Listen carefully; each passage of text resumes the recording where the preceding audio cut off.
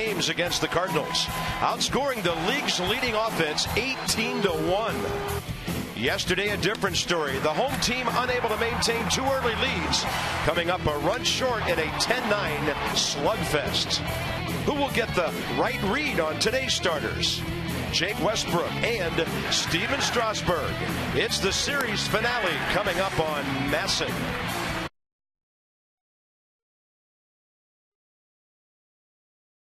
Scroll down. Scroll down. Good.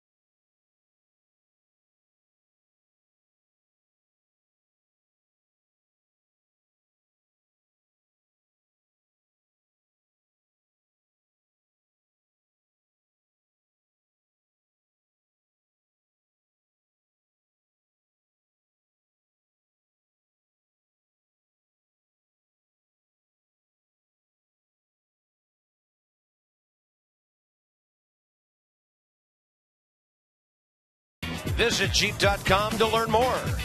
And by Cholula Hot Sauce, the flavorful hot sauce with the iconic wooden cap. So some light rain in the area. Radar shows there's a band of green stuff heading this way and some yellow mixed in. So I think right now, FP, it's kind of a difficult call for the Nats because it looks like there's rain coming. Not a whole lot happening right now.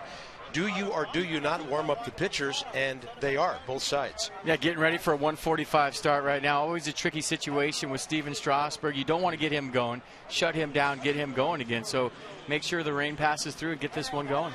And, of course, crazy game here yesterday. Strasburg trying to help the Nats win 3 out of 4. And yesterday, who would have thought that with the offense hitting on all cylinders, you don't get runs like this early off Kyle Loesch as a rule, and then Jordan Zimmerman was unable to hold a 4-0, then a 6-2 lead. I came to the yard yesterday, watched the game. I thought I was in Cincinnati the way the ball was carrying in this ballpark. Ball flying yesterday, warm day. I don't think Danny Espinosa got this ball. Hit it good enough to get it out of here, but the sound off the bat, I think he got it off the end. Still a great swing of the bat for him and a big home run, but like I said, from the get-go yesterday, ball flying in this ballpark. Might be a little bit different today with the rain, but warm temperatures, high humidity equals a small ballpark. So we'll see. Big game for Steven Strasburg. Big game for Westbrook, too. Both guys coming off a tough outing. Westbrook, a 13-game winner. He gave up 7 runs. Strasburg, a 15-game winner. He gave up 7 runs. So whoever made the adjustment in those 4 days between starts obviously will have the advantage today here. And yesterday, a very rare instance of the Nats bullpen unable to hold a lead. Bryce Harper's been on fire 4 consecutive multi-hit games. Strasburg getting the call. Hopefully he can corral that fastball. Jake Westbrook recently signed a contract extension with St. Louis. He's been one of their mainstays. So it's Desmond and the Nats with some good right-handers on the mound here today. Maybe Teddy will make some noise.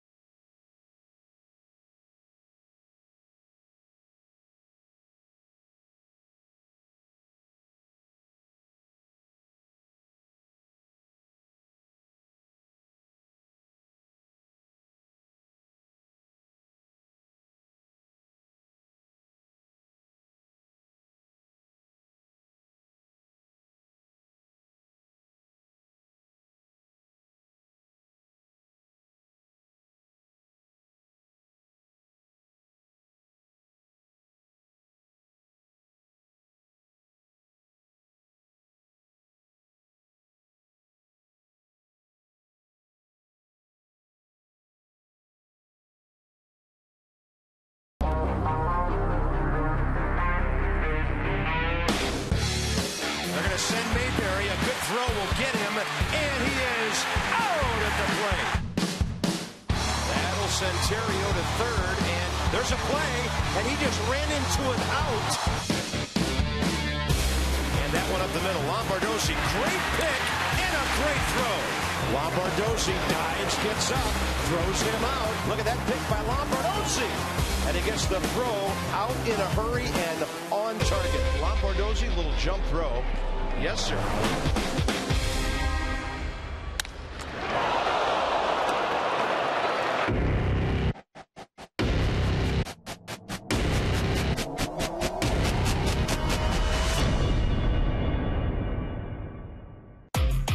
That ball driven up the middle by Solano. Look at Bryce Harper. Out to right center, Harper, and he will get there. Harper, he grabs it for the first out. That is up the middle. Espinosa, can he throw him out? Yes, he can.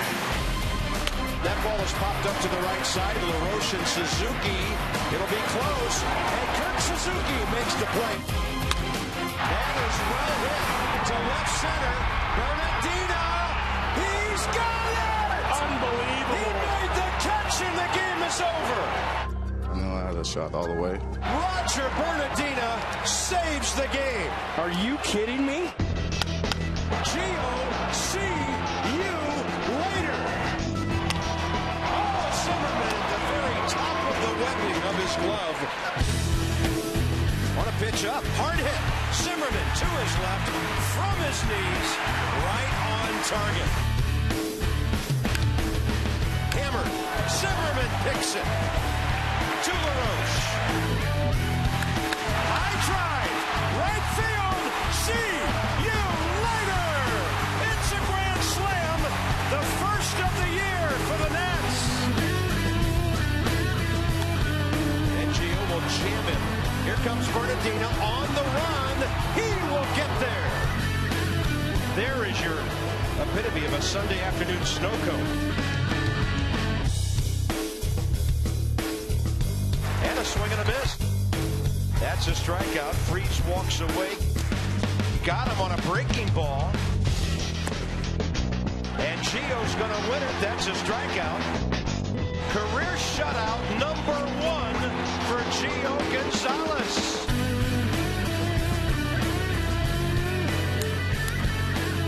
There goes another one. See you later.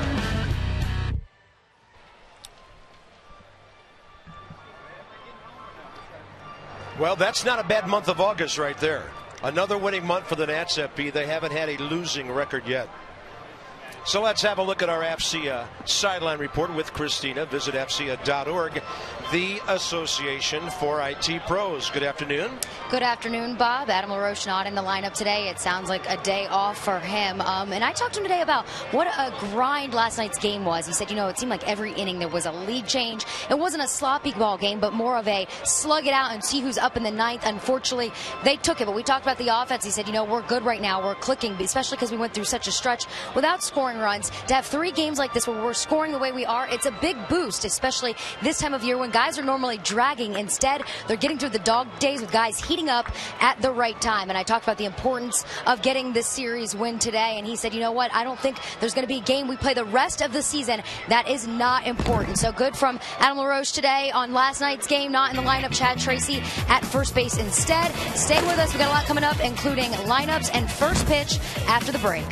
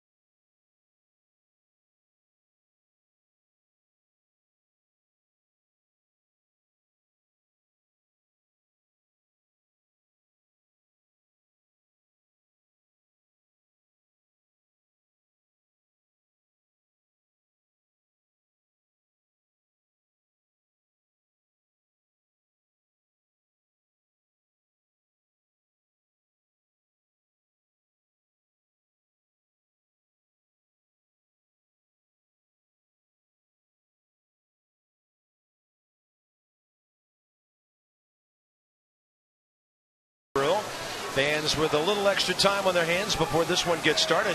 They brought the tarp out about 20 minutes ago to put on the field, then they quickly just rolled it right back over toward the barrier over there, so hopefully the weather stays away.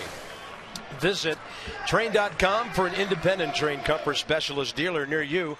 It's hard to stop a train. Quite muggy again today, 84 degrees and a chance of thunderstorms. For most of the day, it's been about a 60% chance. So the battery is ready. Strasburg and Suzuki on their way in. The Cardinals about to see Steven Strasburg for the first time.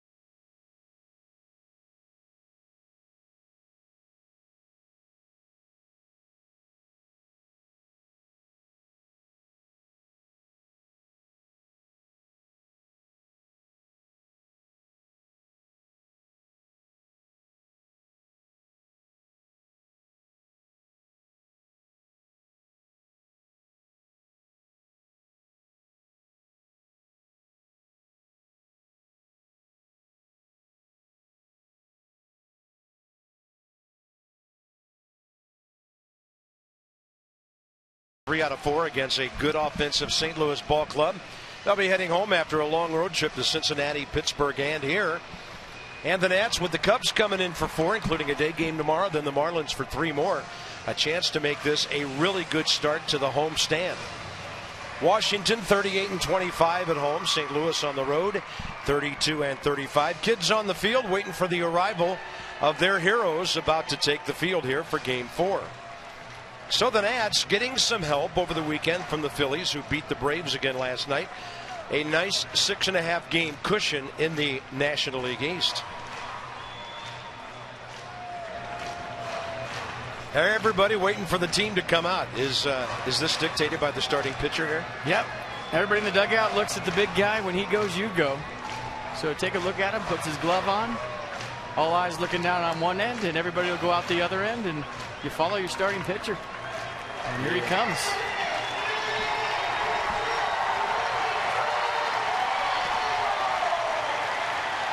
St. Louis leads the league in hitting at .275. They lead the league in runs with 643. And Alan Craig, first in the major league with runners in scoring position and also good in slugging. He's the guy, of course, defensively replacing Albert Pujols. And they are replacing Pujols' bat with Craig and Freese and Holiday and Beltran. Those guys just all trying to team up to replace one of the best hitters ever, who has moved on. So Steven Strasburg facing a very difficult lineup today. First time around, the Cardinals have seen him on tape. They've heard about the changeup and the fastball. Now they get him in person. Yeah, they're going to see it firsthand today. And last time out for Steven Strasburg, a struggle. 9-0 loss at Miami. Allowed 7 runs on 9 hits in 5 innings. Struck out just 2, walked 1 through 84 pitches, 51 for strikes.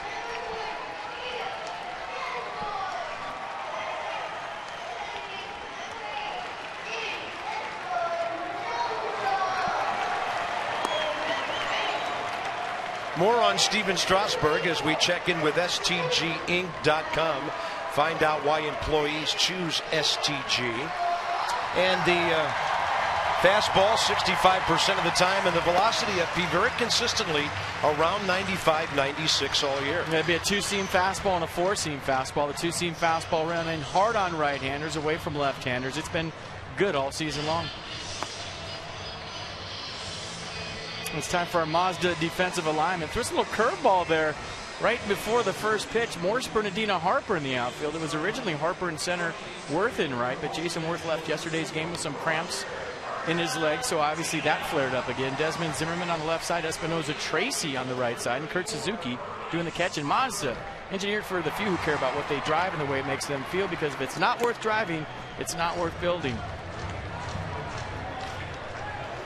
So Bryce Harper moves over to right field. We're assuming Roger Bernardina is the leadoff hitter. We'll await word on that officially, because if he's not, it's going to change about 2/3 of the lineup. So we'll see how Davey plays it. But you would think against a right-handed pitcher, Roger would be the leadoff guy. 23-year veteran, the crew chief, Mike Winters, has the plate. Mark Wegner, Mike Muchlinski, and Clint Fagan, another rookie umpire, on the left side. It is a straight-up switch. Bernardina is the leadoff man. And this first pitch is coming at 148, and it's right in there.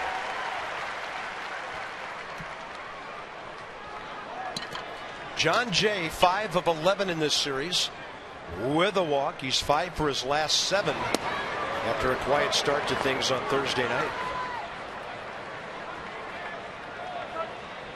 Too bad Jason Worth's not in there. He was 6 for 12 this series with a homer, 3 RBIs. Hate to remove any of these bats the way the guys are swinging. He said it on Friday. On base 5 times. He's going to need a day off. My legs would cramp too.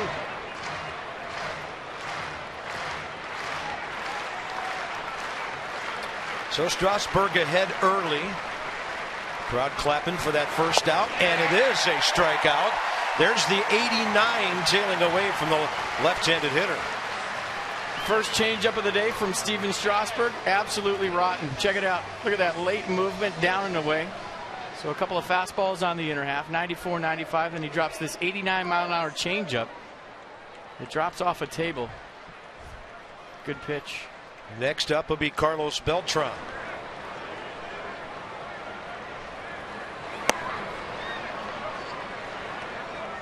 Well, if you remember last time out against Miami, Carp, very early in the game, Strasburg had no fastball command whatsoever. And Kurt Suzuki setting up in, he was throwing it away. Setting up away, he was throwing it in. Nowhere near the target. And not like Edwin Jackson. Steven will let you know early what kind of day it's going to be, and so far so good. Only 6 pitches into the game, but he's hitting his spots. And even though some of these Cardinals have been with other ball clubs, nobody in their lineup today has seen Strasburg.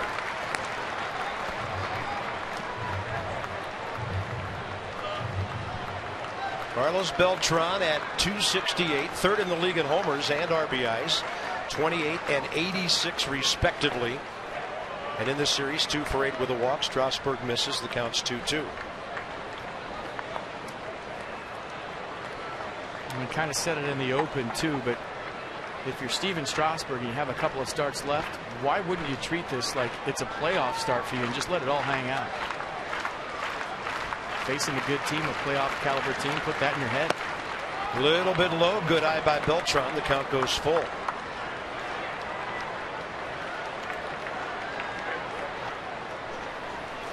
Matt Holliday in the number 3 spot.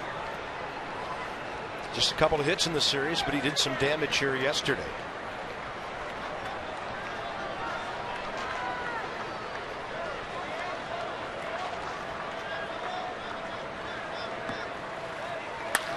Line drive. It almost took Danny Espinosa into right center with it, but he's right there to grab it. 2 outs. A 3-2 challenge fastball, 97 miles an hour. Here it is, hit it. Not looking for anything else, sitting on the heater. Good short compact swing. Not an easy play as it looks. Sometimes during day games you get white t-shirts behind home plate. Those low line drives are tough. They blend. Bases empty, 2 outs in a power matchup here, to say the least. And Holliday goes up swinging, 96. He is late for it.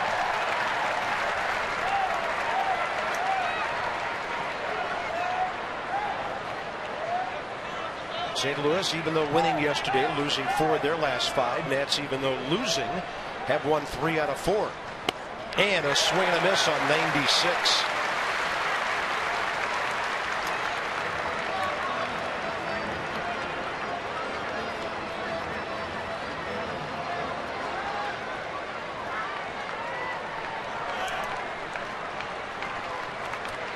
Crowd starting to pick up the cadence on a 2-strike count here. They want to jam him. He does, and the fastball misses just inside. And Strasburg with a long look into Mike Winters wanted that call. Let's see what Pitch Track has to say. Had it off the plate in. It's right where Kurt Suzuki set up, hit the glove. Bottom line, his command is there today for Strasburg.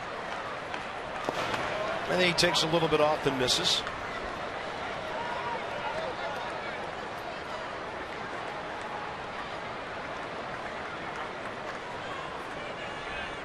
I think he'd go right back in there with that 2-seamer. He can't take another close pitch on the inner half. He has to commit. Can't take 2 borderline pitches as a hitter. Breaking ball, and it is hit hard up the middle. Matt Holliday going for 2. Good throw gets him, but he gets under there. I think Matt Holliday surprised the Nationals there. Bernardina did have a long way to go, and that's a big man stealing an extra 90 feet. Well, Bernardina was shading him to right center field, and anytime you have a ground ball through the infield that an outfielder has to take a lot of steps for, and you bust it out of the box, you got a chance for 2. So Matt Holliday taking a page, out of Bryce Harper's book, and it was a good throw and it beat him. I don't think Espinoza put the tag in. The throw beat him, and Espinoza kind of just barely put the tag in, and Holliday beat it. Good hustle. Runner in scoring position. It's Matt Holliday's 60th extra base hit of the year. He's in the top 5 in the league in that department. Alan Craig can't reach it. And Danny Espinoza usually take that tag and slap it right on you. I don't think he was so sure where Matt Holliday was right there, trying to find him. Good late tough slide, good hustle double. See what Bryce Harper's starting? How other teams are doing it to the Nats. That ball appeared to be foul tipped on a check swing. So the count would go to 0-2 with the runner at second base and 2 outs. Greg, we mentioned earlier, you saw that number, very good with runners in scoring position. In this series, he's 4 for 13 with an RBI, but he's 4 for his last 9.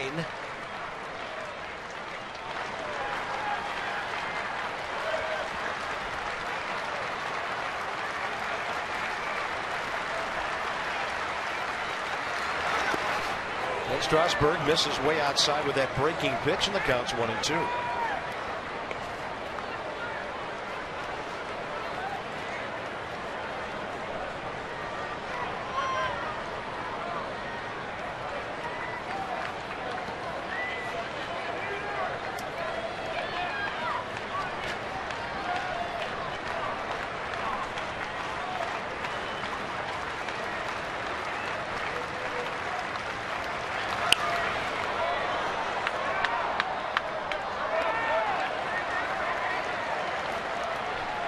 Steven about to throw his 20th pitch. Jordan Zimmerman had a long first inning yesterday. This ball club, the St. Louis club, offensively can do that to you. It's a really good matchup of this pitcher and this offense in the series finale.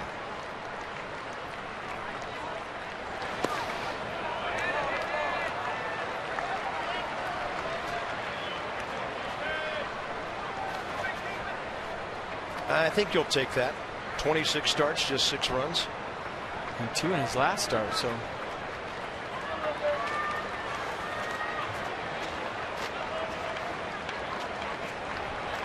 .305 ERA, number 10 in the league. And a bouncing ball, Zimmerman. Long throw, and he got it, but Chad Tracy came off the bag. Runner safe. Davey Johnson's going to argue the call by Mark Wegner, and St. Louis will have runners at the corners with 2 outs. Good news, Ryan Zimmerman saved a run. Bad news, this pitch count for Strasburg in the first inning is only going to go up. Great play by Zimmerman, going to his right here, laying out. Ball's hit hard, gets to his feet, makes a good enough throw. Let's see, was his foot on? Tough to tell from the naked eye up here. I thought no, and I thought Wegner got it right. Let's check it out one more time in slow motion. Had to reach pretty far for it. Is his foot on the bag? Might have been for a click, huh? Tough to tell up here on my monitor. This should show it right here. Yeah, I think it was on there when the ball went in the glove. And I think, if my ears serve me correctly, they just announced an error on Chad Tracy. So evidently on a tailing throw, it's the first baseman's fault. Swing and a miss to David Freese.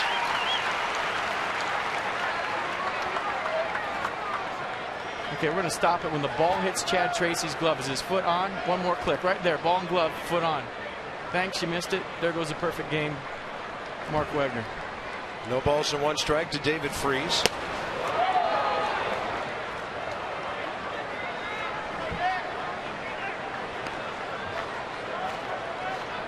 And somehow Chad Tracy gets an error for that. Stretching for a throw that was tailing. Well, I guess if I thought his foot was off with the naked eye at 3,000 feet up here, and Mark Wegner did, and it's easy to see in the 4th replay that he missed it. But that's a call, Carp, you just don't see very often. You know, it's almost like that neighborhood call that was called on Espinoza the other day at second base. You think Mike Matheny would have really came out of the dugout right there? Probably not, if he was called out. And a 1-1 pitch now. Cardinals against the Nats bullpen late in the game yesterday. Most notably, Drew Storen took second base to almost at will with guys who don't usually steal bases.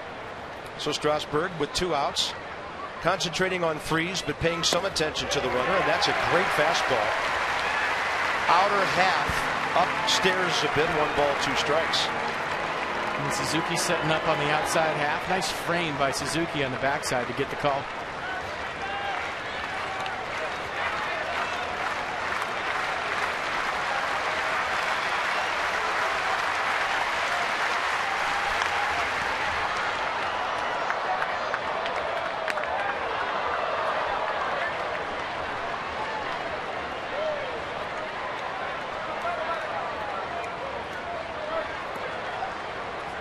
No, we didn't see it for 2 nights, but they saw it yesterday and again today. This is a tough lineup to face 4 days in a row.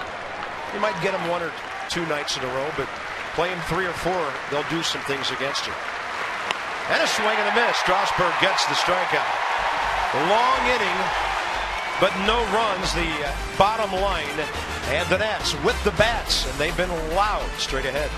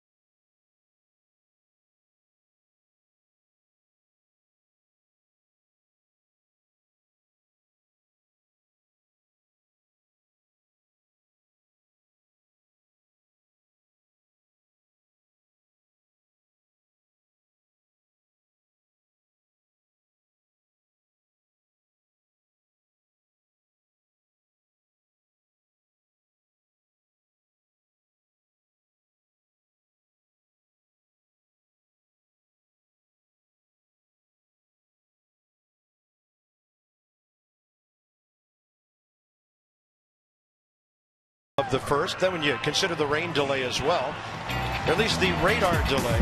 Here come the Nats with Bernardina now the leadoff guy. Danny Espinoza continues to hit Cardinal pitching well.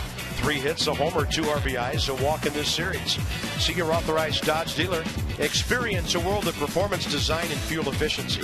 Schedule a test drive or go to Dodge.com and check out the powerful lineup. So Jake Westbrook with other ball clubs, 1-2 career in 3 starts against the Nats with a very high ERA. 6.23, and FP, I know you're aware that he wasn't that great last time out. Yeah, last time out on the 28th against Pittsburgh, he got the loss, gave up 7 runs on 11 hits over 5 innings. He struck out 2, walked 4 through 103 pitches, just 61 for strikes.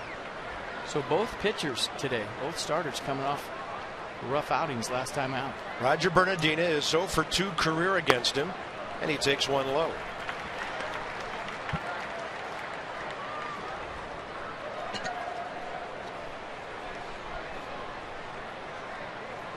Roger batting .306. That's going to be a 2-hopper right at Daniel Descalso, the second baseman. First out of the ball game for the Nats offense. Set the D for the Cards today behind Jake Westbrook. Holiday, Jay, Beltran in the outfield from left to right. Cosma, Freeze on the left side. Descalso, Craig on the right side. And Brian Anderson getting a nod behind the plate. Well, Bryce has had quite a series here. He's had a couple of interesting matchups with Jason Mott, the St. Louis closer, who has struck him out twice, but he's done plenty of damage against everybody else. 6 for 13, a homer, 5 RBIs, a couple of walks. Suddenly Bryce has a 5-game hitting streak. Another pitcher he's never faced before.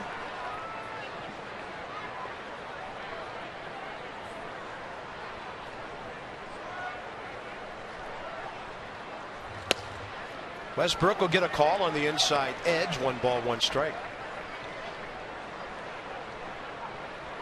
He's a guy that gets a lot of ground ball outs. A lot like Chen Ming Wang, relies on that sinker, and when it's going down and not just away, very effective. But if it stays on the same plane, he gets it up. That's when he gets in trouble. And by the way, we won't do any tracking for you of the Philadelphia-Atlanta game today. They have an odd starting time of 5:05 at Turner Field tonight. Cole Hamels and Paul Mahalem later. So the Nats at the end of their game will be either 7 or 6 up on the Braves, pending their outcome later. That's 81 on the changeup, and he just missed 2-2. So Bryce has his batting average up to 256.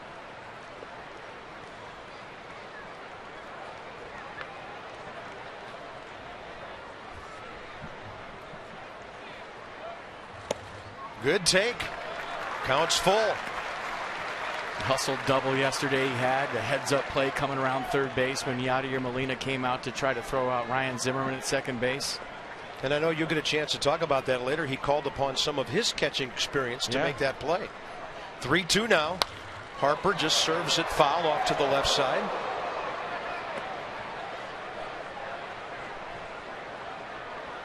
It's not a small thing right there. 3-2 pitch, foul that ball off. That's one that he wasn't reaching about a week and a half ago.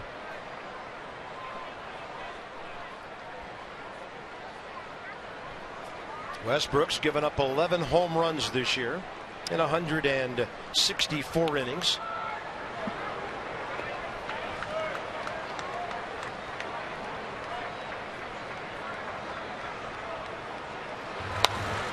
And Harper, another defensive swing to stay alive. This is good stuff right here from the rookie. Ryan Zimmerman's had 5 hits and 3 RBIs in the series.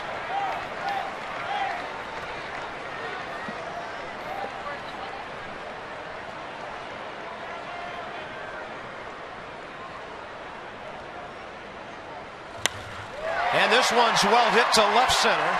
Drifting forward is Matt Holliday, and he has it for the second out. Find out why employees choose STG at STGinc.com. 90 miles an hour about where Westbrook tops out. Yeah, you see the pitches. You've got to keep the ball down. A guy that'll throw any pitch in any count, move it around. And if he's getting ground ball outs, he's locked in, ball up. Not good for a guy that throws just 90. Originally with the Yankees, a lot of years in Cleveland. Came to St. Louis 2 years ago. 33 starts last year, 12-9. He had a win in the LCS and a win in the World Series. That fly ball will be right where Carlos Beltran is at the edge of the track. So the Nats, a couple of good swings and a quick bottom of the first for Jake Westbrook.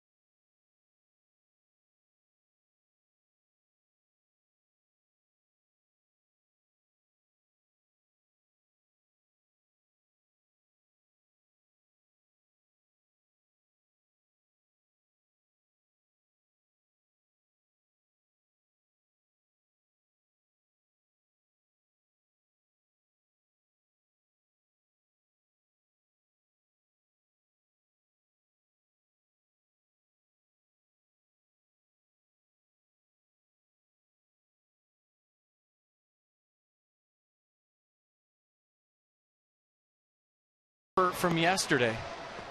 Now, we've seen him all year long to run till they tag the offense, very aggressive on the bases, but this one had a little bit more to it.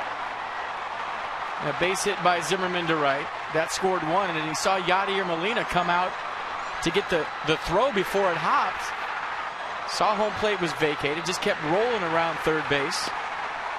And he said after the game, as a former catcher, I would have done the same thing as Molina. And when I saw him vacate, I said, I got to go home. So maybe the fact that he played catcher throughout his youth helped him to read that play and score a heads-up run for the Nats. And Carp, this place went nuts when he stood at the home plate. We did hear quite a roar here yesterday, and that gave the Nats the lead. Sean Burnett walked the leadoff man in the 8th. Cardinals came back to tie, and then they won it in the 9th with a couple of hits. And that Drew Storen Matt Holliday matchup in the top of the 8th inning was really something too. So here we go, top of the 2nd. Brian Anderson, Pete Kozma, Daniel Descalso for St. Louis. Steven Strasburg and the Nats would love a quick top of the 2nd here, and he gets the fastball to the outside corner.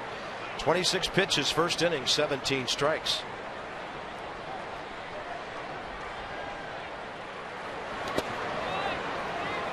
And he bounces one, and Suzuki just picks it like it's nothing. You're looking at the mound like he tripped. 95-mile-an-hour fastball, just a hair low. Didn't get the call. Let's check it out. Striker ball. I think when it came back up, it was at the knees. On the hop, it's a strike. Mike Winters, you missed that.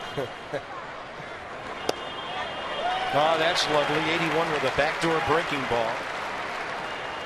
Thing about Steven today, he is showing all of his pitches early. Fastball, bunch of changeups, several curveballs already. And a fastball upstairs blows away Anderson. Third strikeout out of 4 men faced. So he's given St. Louis all of his bullets here early, showing them all his pitches. A two-seam fastball, 96, up in the zone, and watch the run late. Yeah, tough one to get on top of. Challenge fastball. Good pitch. And then the shortstop called up Thursday, Pete Kozma. Actually, Friday, Rafael Furcal was hurt. Thursday night, his season is over. And a fly ball off to the right side. Kozma in this series, 0 for 3, couple of ball games. His career numbers, he's had a couple of cups of coffee in the big leagues.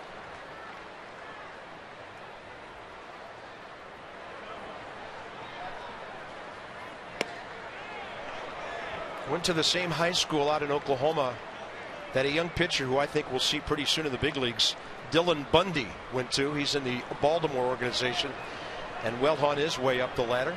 Owasso, Oklahoma. 1 ball, 1 strike. That's a great fastball. He is spotting that thing like he was not able to do in Miami 5 nights ago. And like he was able to do against the Braves on the 21st of August.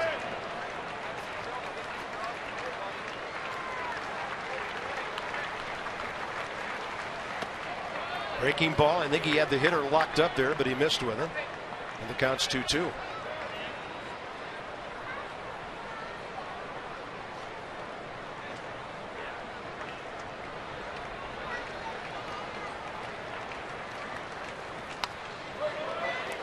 On a pretty good rip, straight back and win. AT&T fact of the game, Steven Strasburg. Hard to see in the daytime. Look at that. Minimum 15 starts. Best in baseball since the golden age back in 21. Wow. That's a changeup at 90 for strikeout number 4. I messed up my scorecard and put a strikeout for Kozma before he got in there. So thanks, Stephen, for picking me up right there with a nasty change. Oh my gosh, look at that movement. And that might as well be a split fastball.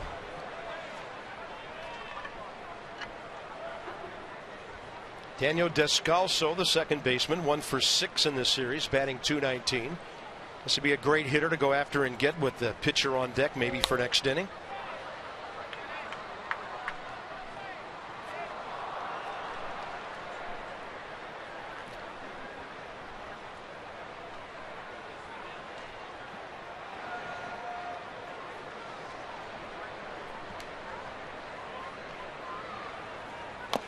And a little tapper. That's foul. Suzuki's going to throw it anyway. Let the umpire do the umpiring. Just play the ball. Yeah, right? never know.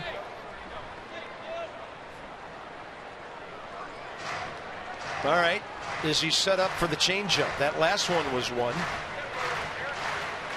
But he's throwing it so well with great movement today. Steven will double up at times. Or will he take him upstairs like he does there and just shows him the fastball?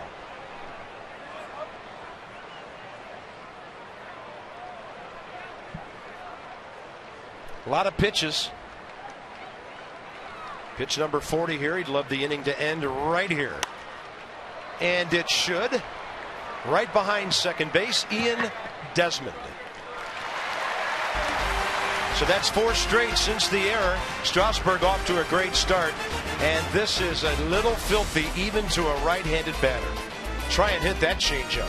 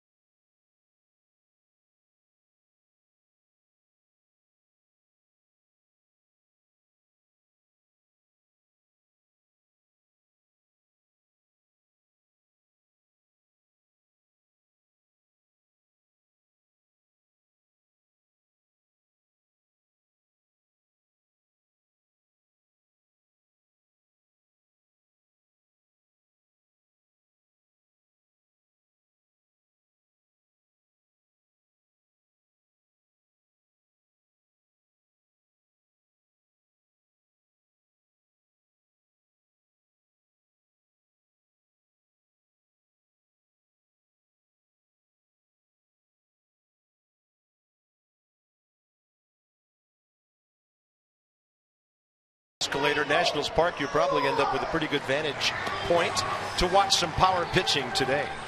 So no score early. Yeah, we're following you, buddy. And the second inning presented by Luna. Call for the Luna double. Get your second room of flooring free at 877-241-LUNA. Nice crowd. Over 34,000 here yesterday for the 4 o'clock game. So your local TV broadcasters are back with you today. Morse, Tracy, and Desmond, bottom of the second. Michael Morse, career against Jake Westbrook, has an RBI, but he's 0 for 3. Michael in this series 4 for 13 with 2 walks.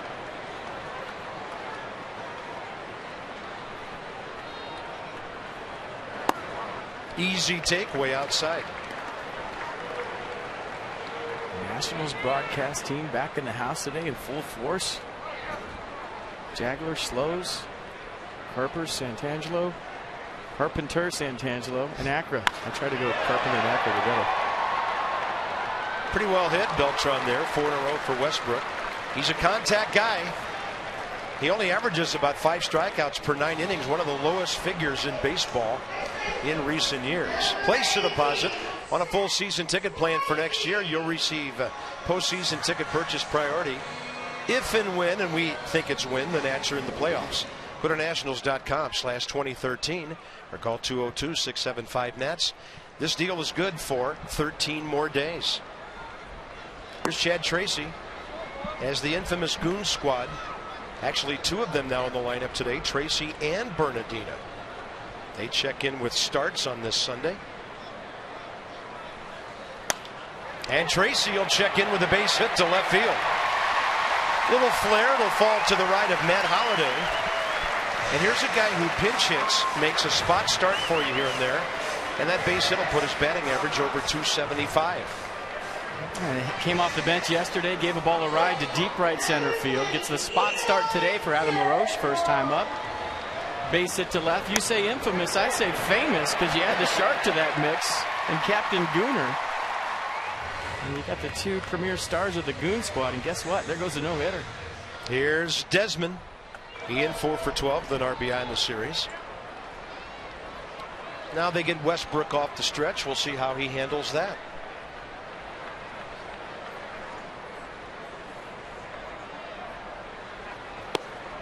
Pretty well in the first one on the outer edge.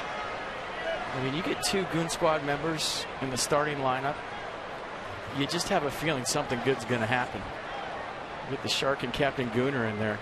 Look out.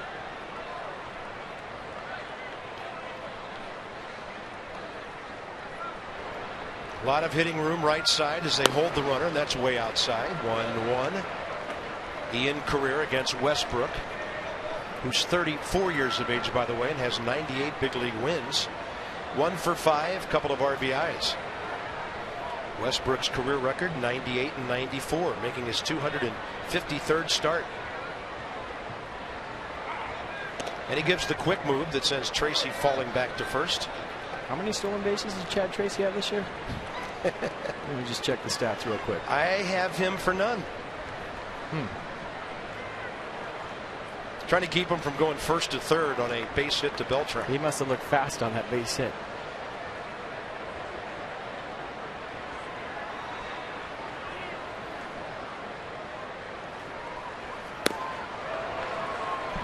Pretty good breaking ball, veering away from the right-handed batter.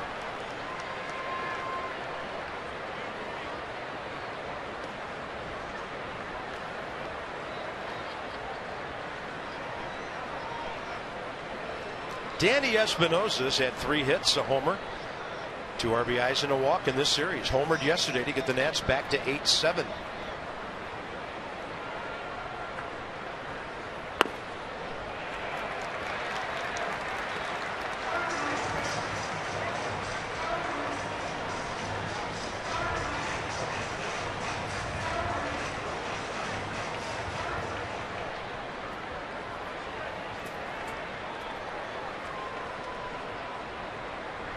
Two balls and 2 strikes.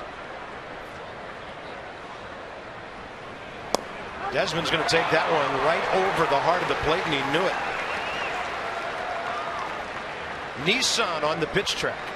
Hey, Westbrook, check out the sequence. Everything down in the zone. That's not a good sign for Nationals hitters. When he keeps the ball down, he's good. Summer saving days, bonus cash available until Tuesday. It ends on the 4th at your Nissan dealer. Here's Danny Espinosa. Something about St. Louis pitching lights this hitter up. 2 for 2 career against Westbrook. Told you earlier how well he has hit against Cardinal pitching over the years. Cardinals and the Giants probably his 2 favorite teams to hit against. Yeah, and go figure. 2 perennial contending teams with always good pitching. So where does that come from? He can hit. He's ahead here. Target is outer half from Brian Anderson. Espinosa pulls it. What else is new? And the Nats have 2 on, 2 out for Kurt Suzuki. He can hit. Danny Espinosa 4 for 12 in this series. I just got a 2-seamer down and in, and some late sink to it, but Espinosa likes the ball down, especially from the left side. Right into his swing plane. Another good at bat, another barrel to baseball from Espinosa. And as you say, he got that foot down early, just dropped the bat head. That was a sweet swing. Let's see about Suzuki now. This is interesting. From the American League, these two know each other well. Suzuki is 3 for 6 career against Westbrook with a homer and 2 RBIs. So we could see a semi pitch around here based on the count, but then there's a great hitting pitcher on deck. I think Westbrook will try to throw everything to an edge in this at bat. See if he can have Suzuki get himself out. Or maybe even off the plate for a strike. That was a generous one, huh? Yep. Mike Winters, 23-year veteran, the crew chief behind the plate today. I bet as a hitter, you don't mind so much in an 0-0 count. It's the 1-1 count. That's the pitch that gets you. And now Suzuki 0-2. He'll have to fight to make contact here. Call a borderline pitch a strike and a 1-1 count. Now you're fighting as a hitter. But if you get that call, now you're sitting 2-1. It's the biggest differential in counts, I think, as a hitter.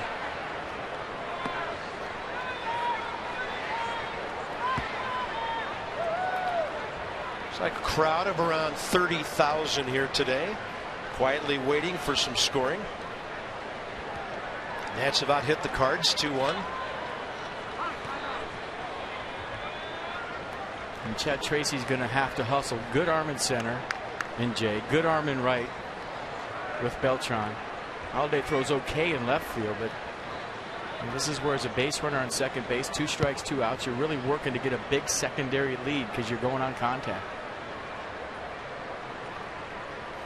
Yeah, it'll be outside. Suzuki taking.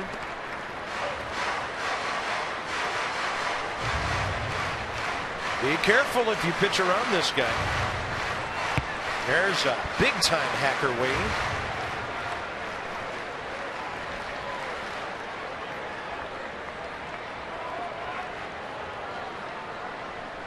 Kurt, in 18 games as a National, has driven in 8 runs. Tried to wait for that breaking ball out ahead of it.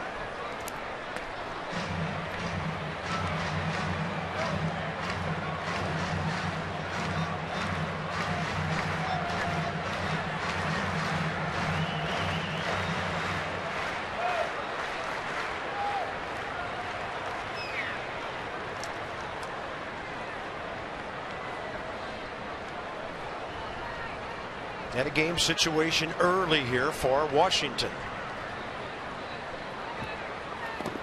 That's a good take, and the count evens at 2-2. Boy, Westbrook, some kind of turning over that fastball. But a funky arm motion, almost a short arm delivery. You could really see him kind of getting inside of that pitch and turning it over. And as a hitter, you're just looking for something elevated. It starts maybe let her high the way he's throwing it. It'll break right down into your happy zone. Start slow, take it.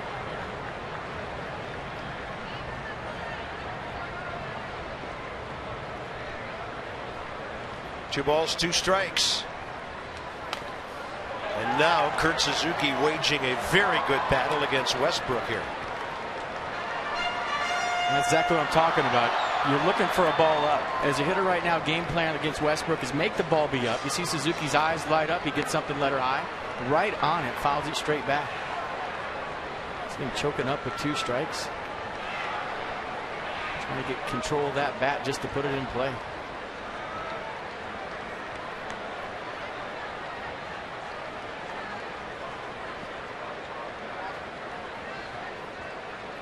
Way inside. That ball ended up behind him. Suzuki kind of went walking forward. Anderson didn't lose sight of it, caught it cleanly, and now the base runners will be moving on a 3-2 pitch. See, I think that's a break for the Nationals right there. If it hits Kurt Suzuki, you got bases loaded, 2 outs, and Strasburg hitting. But now that it did hit him. Well, hit his pants leg, and Kurt didn't try to sell it to Mike Winters, who missed it. Well, I think it's a break because now Chad Tracy gets a head start on this pitch. That's a great at bat. Bases loaded. 2 outs for Steven Strasburg. About as good an at bat as a number 8 hitter can have for you. Well, there's always that fine line. Do I expand my strike zone right here because the pitcher's on deck and try to drive in the run, or do I take my walk? Suzuki had a couple of shots at it, didn't get a pitch that he could drive, and takes his walk. Strasburg has a home run this year in this ballpark on a Sunday afternoon. Wouldn't that be something? 12 for 45 with 7 RBIs this year. They'll take a fastball in there. He's never hit against this guy before. He wants to see what he's got. It's like a regulation hitter. And even Strasburg with runners in scoring position, 4 for 12. He's clutch. This is the pitcher that doesn't throw the ball by many guys. Steven, though, couldn't ID the breaking ball. It was way out on him before his bat got through the zone. 0-2.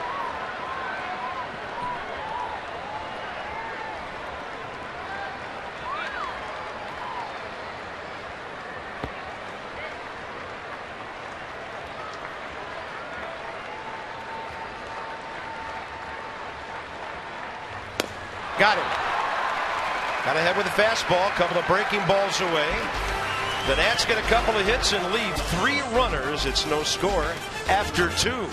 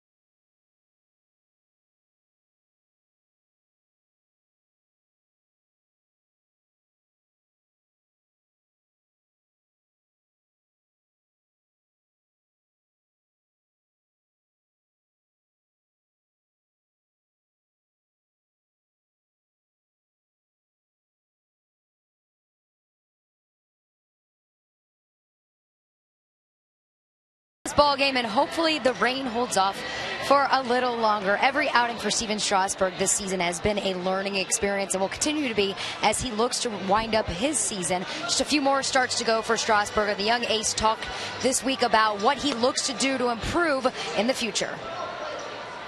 Become a little bit more efficient.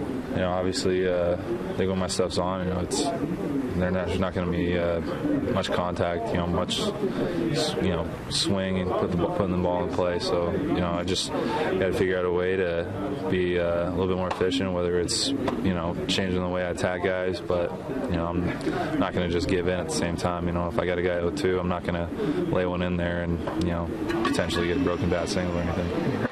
And Steven was asked this week if the team's been able to grasp the impact they've had on the city of Washington, D.C. And he said, you know, there's been a lot more fans in the stands. It's been electric out here at the ballpark lately. And he said, you know, we're playing together as a team. We're going to go out there and play hard every win or loss, you know, and it's great to have success and excite the fans in the city.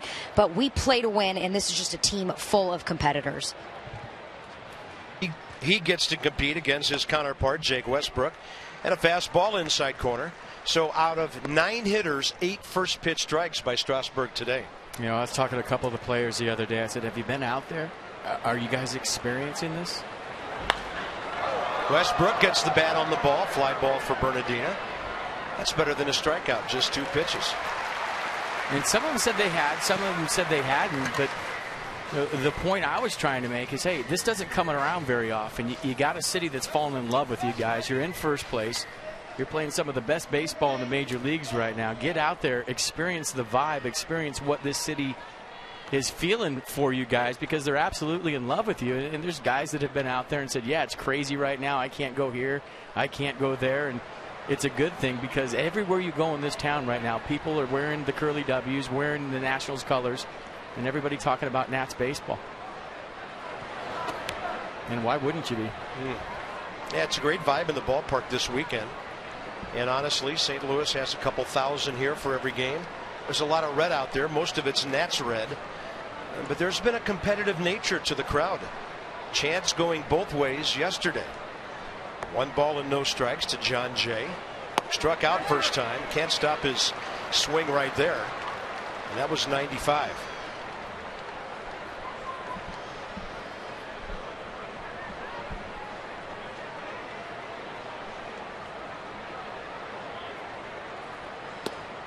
Goes with a breaking ball, misses low and in, 2-1. And as a player sometimes, Carp, you get so caught up in the daily grind of baseball and that we have to win today, and you have your blinders on.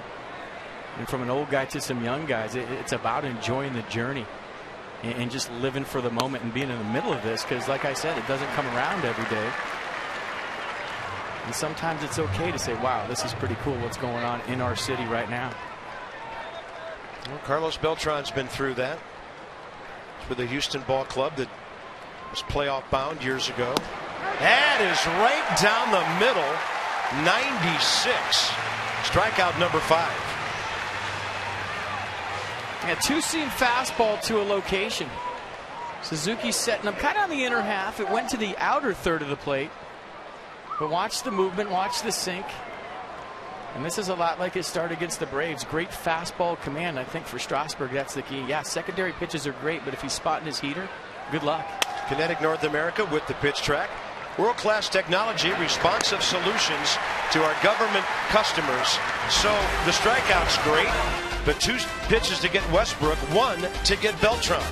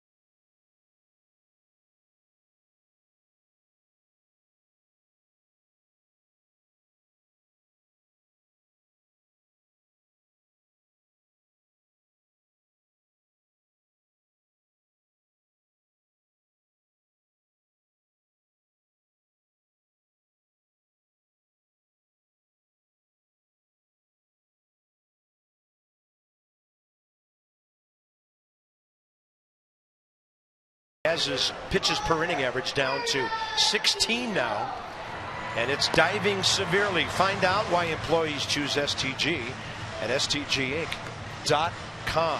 Top of the order coming up for the Nats. So this season, in 2-game series, they've split 4-1-1. 3-game series dominant. 4-game series haven't lost one all year.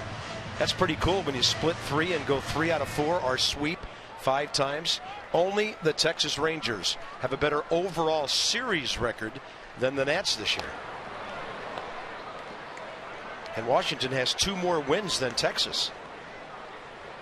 By the way, Rangers, don't look now, but the Oakland Athletics are doing that crazy dance out there in the three games right behind you. The Weekend at Bernie's dance. It's awesome. They had him throw out the first pitch last night, sit in the booth and do some color. The guy that played Bernie in the movie. Yeah. The fans are doing it. I think Brandon Inge did it yesterday when he hit a double.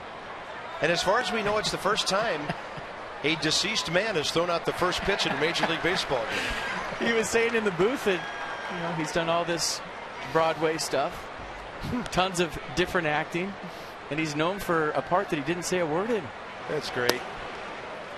Somebody said he was going through a dead arm period during that first pitch. 1990, Kevin Kennedy was the minor league director for the Montreal Expos. He used to sit in a golf cart every day with sunglasses on. And if you know Kevin, he kind of looks like Weekend at Bernie's, and his nickname from all the players was Bernie. Wow, Bernardina, whose nickname is Bernie, going to get called out on what he thought was a high fastball. Jake Westbrook working the corners like he did to Ian Desmond last inning. Yeah, front hip job right there. Started it right at him, brought him back. Good pitch. Paralyzer, nothing you can do. On the kinetic pitch track, and here's Bryce Harper. Bryce had a solid at bat first time, flied out deep to left center. They're having fun in Oakland, and I guarantee you, it's our old friend Johnny Gomes. It's the ringleader of all that. Yeah. Well, good for them. Yep. I mean, they've been in the shadow of the Giants for so long. They got a horrible stadium in which to play. They've been trying to get one forever. They don't know where they're going to end up. You know, they'd like to head San Jose way, but the Giants don't want them infringing on what they feel is their territory down there.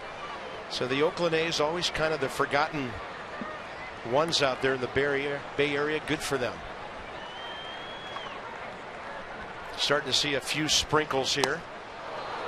Harper on a pitch that was way off the plate, took a hack at it, and the count 0-2.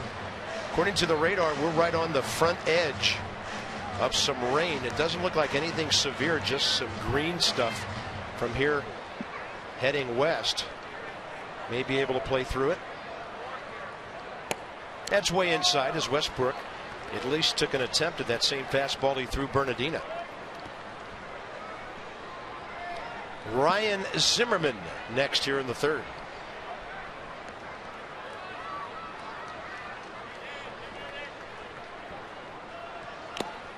And Westbrook breaking that ball in under the hands of Bryce Harper, taking advantage of a rookie's aggressiveness.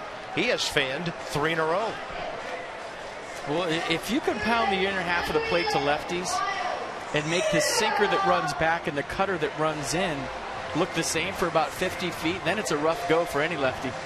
And that was a nice sequence from Westbrook to Harper. He went cutter in, he swung through it, then he went two-seam fastball, ran it back, and then right back to the cutter for strike 3. Zimmerman flied to right early in the count, first time up. Takes a fastball here. He's never had a hit against Westbrook, 0 for 7.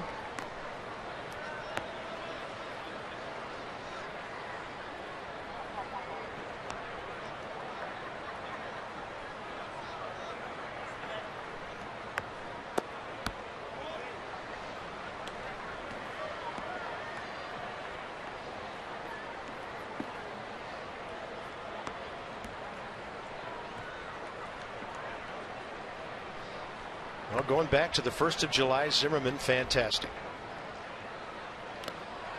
Westbrook keeping that breaking ball away from right-handed batters, 1 and 2.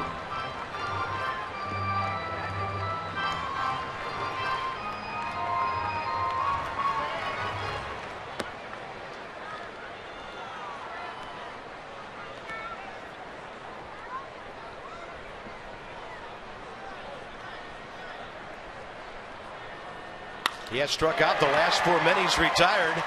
And Ryan, with a beautiful piece of hitting, just takes him the other way. Something Zimmerman is doing now, as well as any right-handed hitter in baseball. That's his 6th hit in 16 at-bats in this series. You know what he's doing so well right now? He's taking shots early in the count to drive the ball pull side. And then with 2 strikes, he's making the adjustment, taking a little out of his swing and thinking about going the other way. Got a big RBI single yesterday with 2 strikes, similar to that swing right there. Here's Michael Morse, 4 for 14 in the series, couple of walks. So Zimmerman just checked in with his first hit ever against Westbrook. Maybe Michael can do the same.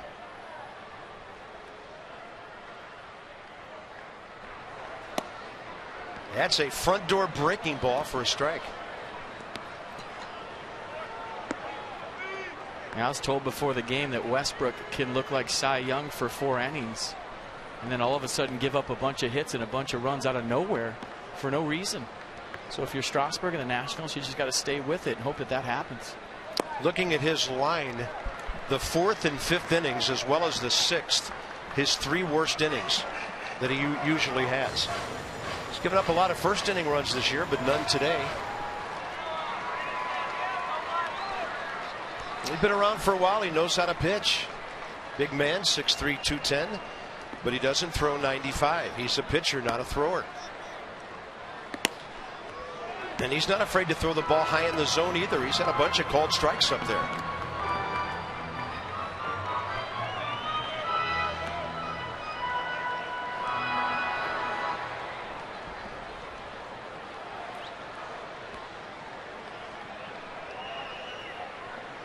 Well, let's see if he throws that breaking ball away like he's been using to right-handers.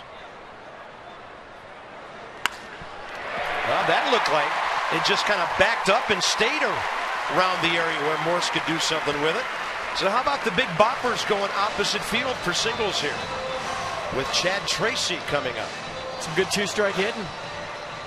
Let the ball get deep. Take what he gives you. Don't try to do too much. Morse getting a slider on the inner half. Just pulls his hands inside. Uses the hole created by Ryan Zimmerman with his 2-strike single. And now Chad Tracy has a chance to do some damage here with 2 outs for the Nats. Now the Nationals have 4 hits in the last 2 innings. Tracy got that started with 1 out in the second. A little opposite field to left.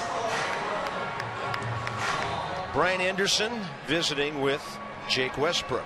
Yadier Molina, who's beat up, getting a day off after enduring 3 long games behind the plate in this series for St. Louis. So a serious glove and bat out of their lineup today. Tracy 2 for 4 career against Westbrook with that base hit last time. Base hit to left. Maybe they try him in this time. He's going to go left side. Nobody at second until Descalso gets there.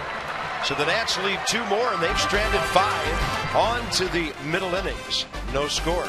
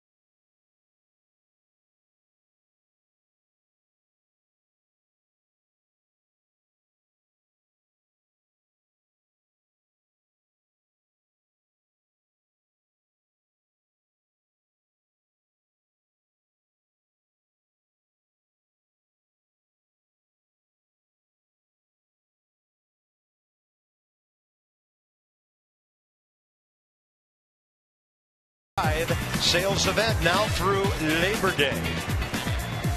So checking in with some relish, some onions, ketchup, mustard, whatever you need for your Nationals Park hot dog. Sunday afternoon, and our DynCorp International Troop recognition just moments ago, saluting our wounded warriors who are here at the ballpark every day, every night. And at DynCorp International, we serve today for a better tomorrow. Had a great day yesterday, sitting down there with everybody right in that section. Had fun with one of my new friends, Gunny Sergeant John Hayes, a Marine who was wounded in Afghanistan. Great guy, and hope to get him back out to the park soon. Yeah, we need them here every day. It's because of them we are here every day enjoying this great game. Top of the 4th inning, Holiday, Craig, Freese, 3 really tough right-handed hitters. So how about this inning? Strasburg against those 3 guys. Holiday doubled on a breaking ball first time. Stevens been trying to get a strike to him with that fastball inside, and he didn't get a call last time. Doesn't get that one either. 1-1. Holiday first in the league in RBIs, tied with Ryan Braun, 92. I may have to check the box score. Milwaukee has 4 runs today. Braun might have driven in a couple of those. Ryan Zimmerman to Tracy for the out. Well, the time is ticking away. It's less than 3 weeks until Dierks Bentley is here.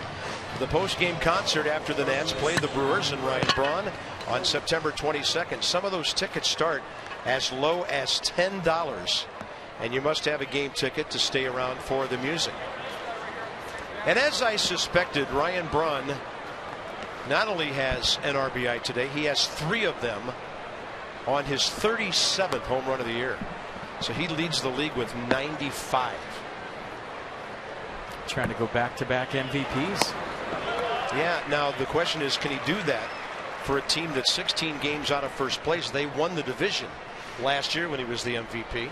Is it most valuable player or most outstanding player? And that's how you should vote. Yeah. I think it's a lot easier to put up numbers when you don't have the heat of a pennant race on your back. And also when you're playing to win the game. Not that Ryan Braun doesn't. But if you're in a pennant race and you're trying to get to the playoffs and you're sacrificing that bat here or there to get a guy over, hitting a 15 hopper to second to move a runner, and your average and your numbers suffer because you're in a pennant race, well, yeah, that's when I think it's valuable. It's a lot easier to play free and easy if your games don't mean anything. No offense to Ryan Braun, he did it last year when they did, but if you ask me, it's the most valuable player, and it should be a guy that's helping his team win games to go to October. Well, Adam LaRoche is going to get consideration with 80-some RBIs here. The man who just batted, Matt Holliday, with 92. Carlos Beltran has 86. Because when you're out of it, Carp, you come to the clubhouse, you're playing tunes, everybody's having a good time. If you win, you win. If you don't, you don't. When you're in it, I mean, you're grinding. You're thinking about the game all day in your apartment, in your hotel room. You're nervous before the game, and it's a lot harder to put up numbers and perform in those situations than the other ones. Strasburg gets a weak ground ball. This is another one to Zimmerman. Ryan just continues to have a nightmare when he's got all the time in the world to throw. I mean, they're not even catchable. So that'll be his 12th error of the year. Probably 2/3 of them on throws, and that hurts. That's 2 on, nobody out with a decent throw. And you just wonder if he would throw it sidearm like he does on the run, would he be better off when he's set? Because on the run, he's as accurate as anybody in baseball, whether it's a feed to second base or a routine throw to first. But when he has time to set and he gets on top, that's when the problems occur. Just fling an underhand every single time. Who cares? That leaves the crowd buzzing, and not in a good way. David Freese, the hitter. Strasburg should have had a routine out. That's a breaking ball outside. That's Ryan's second such throw of the series. First one didn't matter the other night. It was 8-0.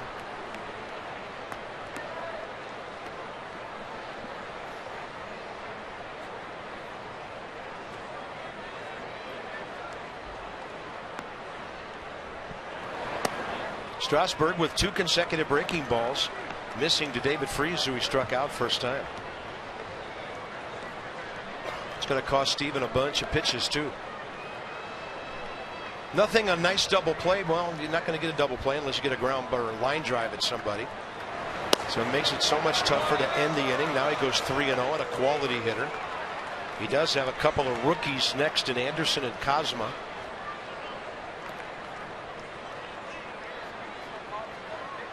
So first base open. Walking this guy's better than grooving one. And he'll throw a quality strike that was right on the outside corner. Cholula bringing the heat and the flavor. Yeah, to your point, you just can't throw a 3-0 pitch right down the middle. Fastball to a corner. 3-1. Probably do it again right here.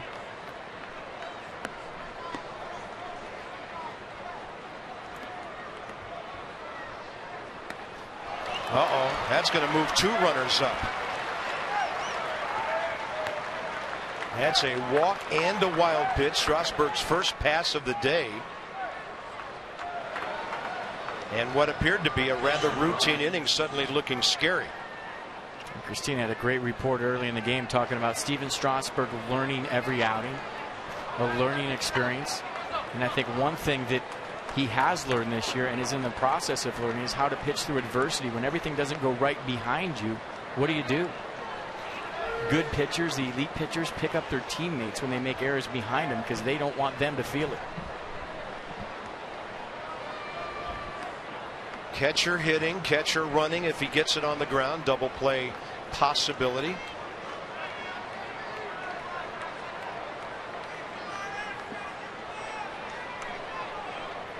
A hitter with only 33 career major league at bats. And Anderson got extended, took a pretty good rip right there.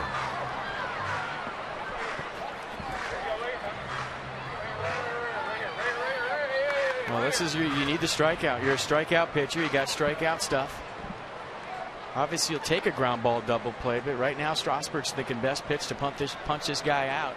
Get him to a 2-strike count and go from there.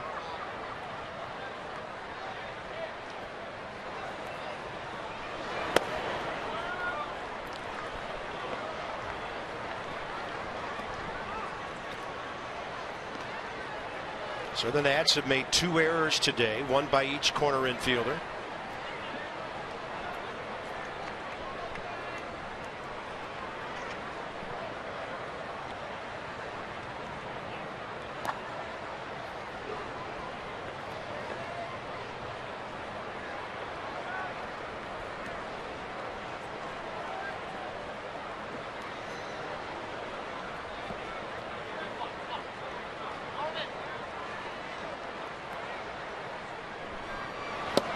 Got it by him, and the count's 1-2. That was 94. I mean, Anderson swung at this like it was a changeup. 1-1 count. And I'm looking at the board thinking, okay, that's going to say 89 change. 94-mile-an-hour fastball, but a strange-looking swing from Anderson. But nevertheless, a 2-strike count for Strasburg. He needs a K. I thought the exact same thing. Looked at the board, thought it would say 89. 94, kind of an in-between fastball. That ball lifted right behind second base. Here comes Harper. They shouldn't be sending the runner here, but they will. And this is no contest at home plate. Great pick by Suzuki on the back end. You got it in between hop. Jose Oquendo, long-time third base coach, sending the runner, and Bryce Harper nails Alan Craig.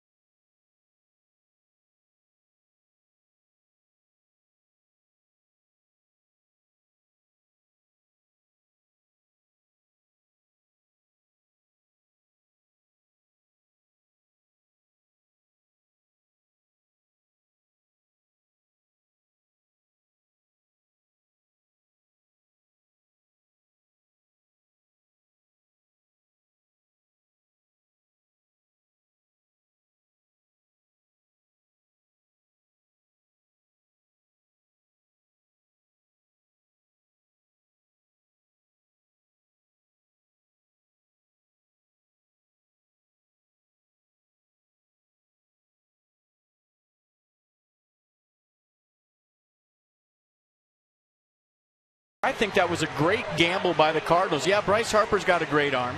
We all know about that, but it had to take a perfect play to get him right here. It was an in-between hop, a great pick by Suzuki. He sticks his leg out to block Craig off the plate. So you might be thinking, well, why the heck are they doing this? That's a bad play. No, it's a good play. It just didn't work out because of the pick from Kurt Suzuki. I mean, that ball had some hair on it from Bryce Harper. A tough pick with the catcher's mitt. Uses 2 hands, goes to the tag, blocks the plate with his leg. That was textbook, folks, all the way. Now Desmond jacks one to center, but it's right at John Jay. First out on 1 pitch, bottom of the 4th. If I was coaching third, I'd send the runner every single time on that play based on who's coming up next. You got Cosma, who doesn't have a hit yet this year, and 8 and 9 to follow against Steven Strasburg, a guy that doesn't give up many runs. Yeah, you do that every single time. It just didn't work out because of the great pick from Suzuki. Danny Espinosa, base hit first time. Well, Strasburg didn't deserve to give up any runs in that inning, so that's a just result for him. Other than the walk, he pitched into 3 routine outs in that inning, and the 9-2 double play saves the day. And a nice job of pitching through some adversity.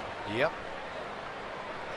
Westbrook, 53 pitches, 34 strikes in his first 3 innings. That was actually more pitches than Strasburg, his first 3. Steven has really gone economy on us. 65 pitches in 4 innings now. He might bat in this inning if somebody gets on. Danny Espinosa, who's been tormenting the Cardinals with his bat, behind here 0-2. Target is in. Maybe that same breaking stuff they've been throwing to Harper. It was funny. Anderson went way in early. Now he goes out. Trying to backdoor the cutter at 85. Almost looked like he set the target, then realized his pitcher wasn't ready. So then they moved to a different location. Showed him the ball away. You know, this is one of those days, Carp, where you're sitting up here going, what is Westbrook throwing? And if we're thinking that up here, what are they thinking down there? Yeah.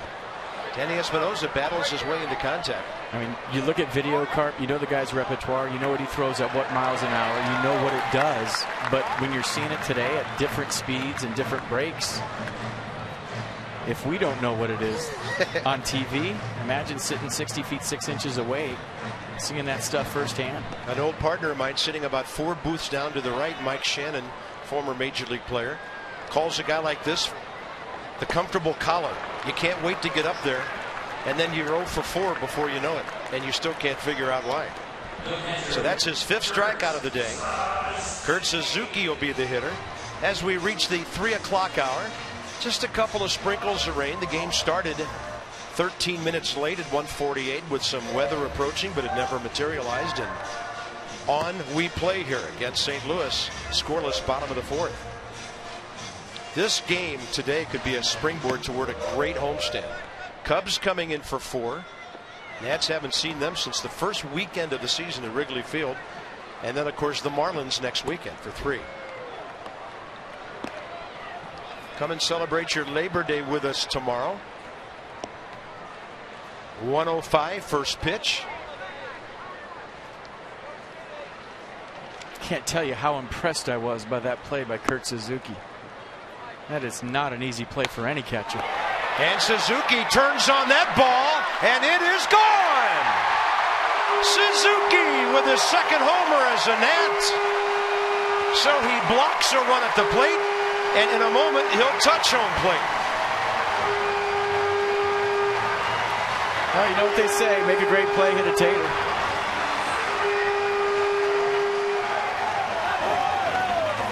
Man, he is some kind of firing this ball club up today on that play at the plate.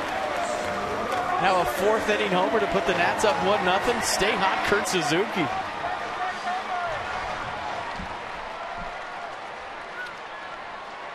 Ninth RBI in 19 games as a National.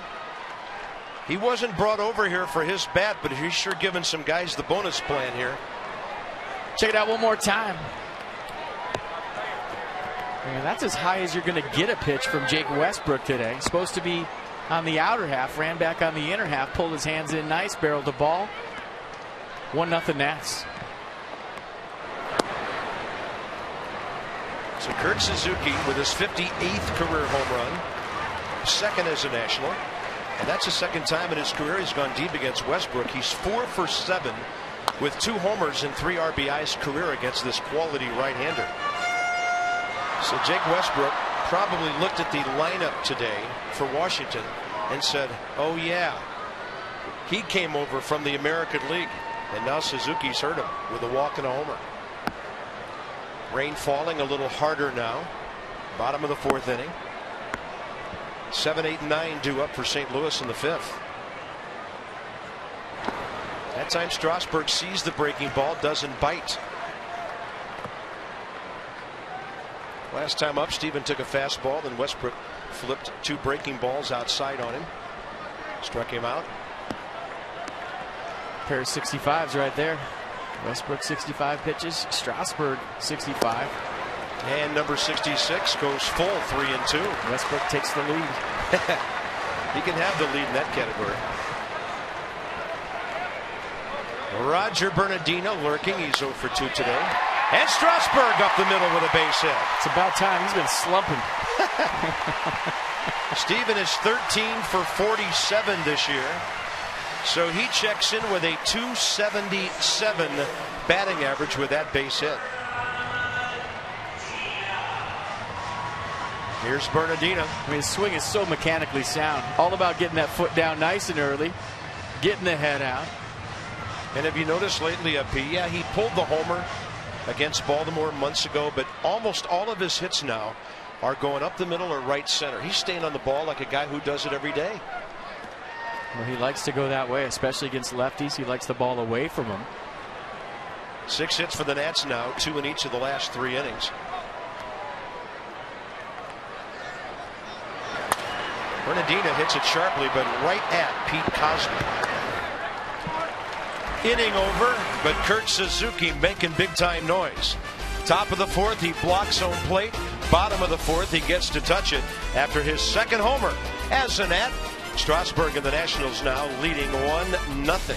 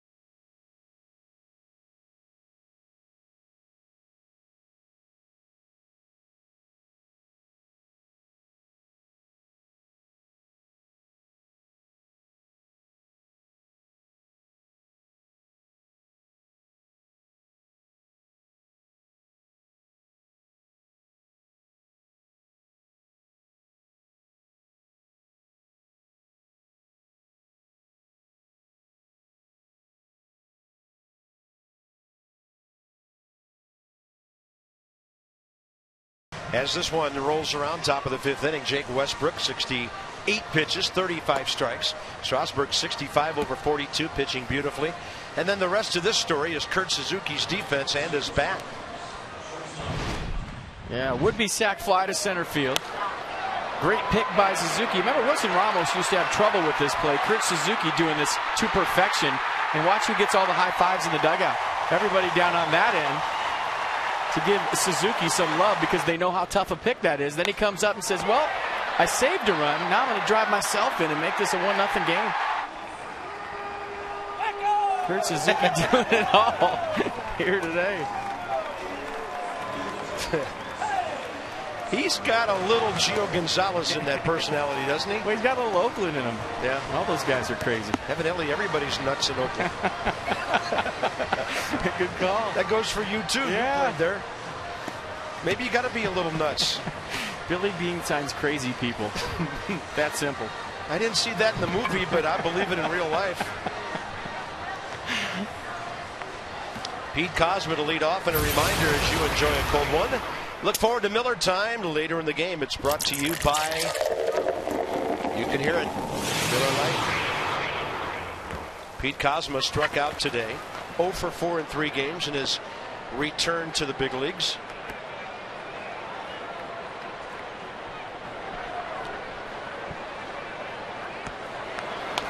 He goes up hacking this time, and a lot of guys will do that after they've seen Strasburg a time or two. They're saying, if I see first pitch fastball, I am letting it fly. You just got to guess heater and try to ambush him. You don't want to get the 2 strikes against a guy who has the out pitches that Strasburg has, the curveball changeup combo. Rain falling steadily. Bottom 3 hitters in the order. Strasburg finally gets a strike with that breaking ball. If he starts doing that at this stage of the game, look out. He's had a hard time spotting that pitch early. I know Steve McCaddy must be feeling pretty good after seeing that.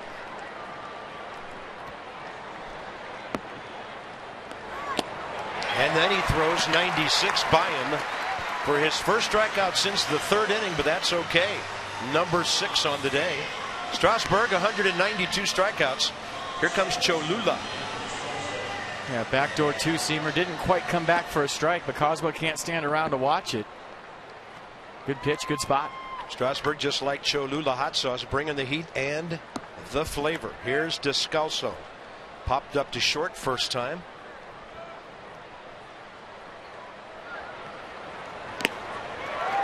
Thought he could catch up with some high heat.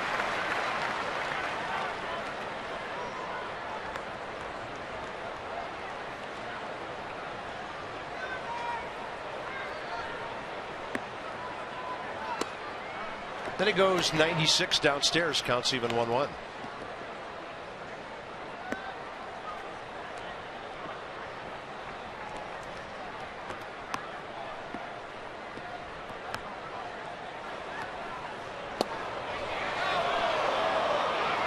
And that breaking pitch is staying outside.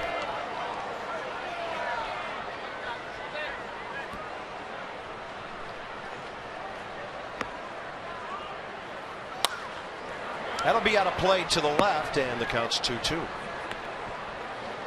It's strange that you watch this team for 4 days now. We haven't seen them all season long, that every guy in the lineup swings as hard as they can when they're ahead in the count. I wonder why. That's one of the smartest hitters right there, Mark McGwire. Mark McGwire, the hitting coach for the Cardinals, doing a great job with these guys. And yeah, always had a game plan up there. Wasn't a guy that just went up trying to hit home runs. Looking for pitches in certain counts. Tried to keep it as simple as possible. And of course, fans, because they are fans and they paid their way and they have every right to have their opinions. Some of them don't like him. Some do.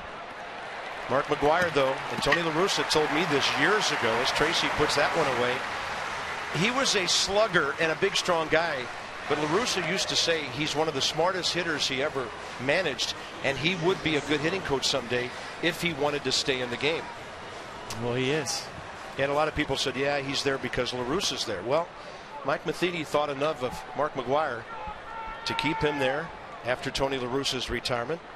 And he's leading the league's leading offense here in terms of batting average and runs. And what else matters other than runs scored, really? That pitch up and into Jake Westbrook, who flied to center. You know, but this whole debate about McGwire and Palmeiro and Sammy Sosa and all those guys, these things will work themselves out over time, and fans have every right to whatever opinion they have. All I know is he's a good hitting coach. Yep, he is. Devoted family man. He's got 5 young children. Got a son, Matt, who he used to hoist on his shoulders when he hit homers back in '98, who's now 24 years of age and about to graduate from college. 3-0 to the opposing pitcher. Strasburg's walked 1 today. Didn't hurt David Freese last inning.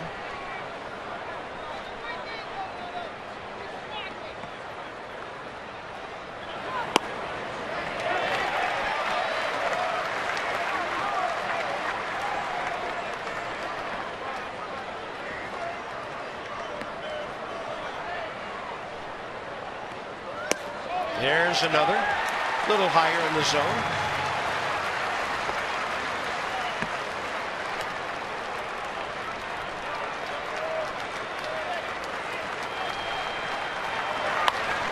Westbrook gets a piece of it. It's in the air, right field, and no chance for a play down there. Harper first to get there.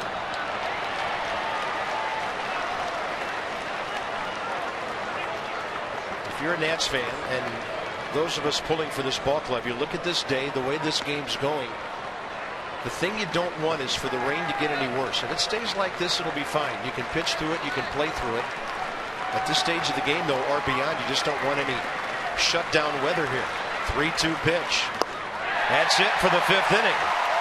Strasburg battles back from 3-0. 7 strikeouts on the day. Some big guns are about to hit in the bottom of the 5th.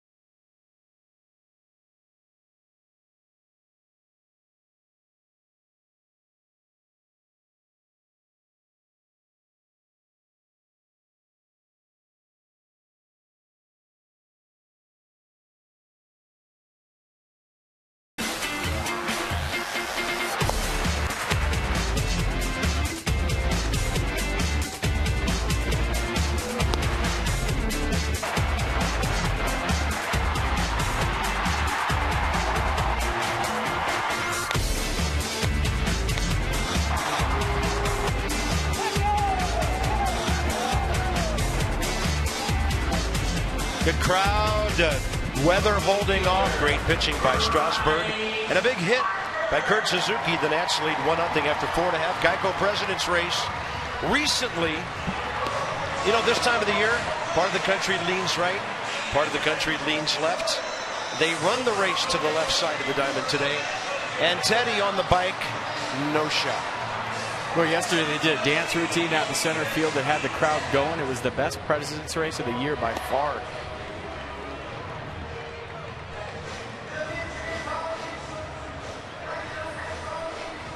Bryce Harper over 2 today. Discover Kia and the full lineup of high-quality, stylish, and dependable vehicles. To learn more, visit Kia.com.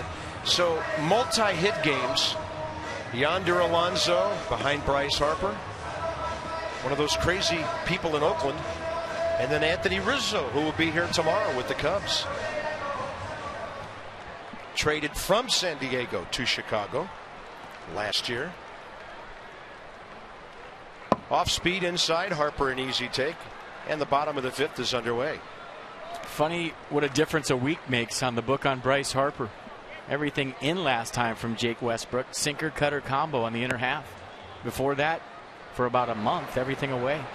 And he started using the ballpark over there. Counts even 1-1. Bronson Arroyo, by the way, hooking up with Bud Norris in Houston. Cincinnati and the Astros are scoreless in the 5th inning there. Houston beat the Reds last night. But right now it's kind of no contest in the Central. Harper gets that one to center, but John Jay is under it. Bryce is 0 for 3. Zimmerman and Morse coming up. Thursday, when the Cubs are here, it's a night game. And the first 15,000 fans receive a messenger bag. All right. Presented by United Airlines. You can pretend that you're a Washington diplomat and you're delivering something very important. I'm going to be a messenger on September 6th. I don't know what I'm bringing though. You must enter through the center field gates to receive it. Go to nationals.com/tickets. Some restrictions apply. And remember, when it comes to messengers and broadcasters, don't shoot them because the news is not good. It's pennant race baseball. Get to the ballpark. Enough said. And you get a messenger bag. I can't wait to see that. That'll be interesting. Yeah.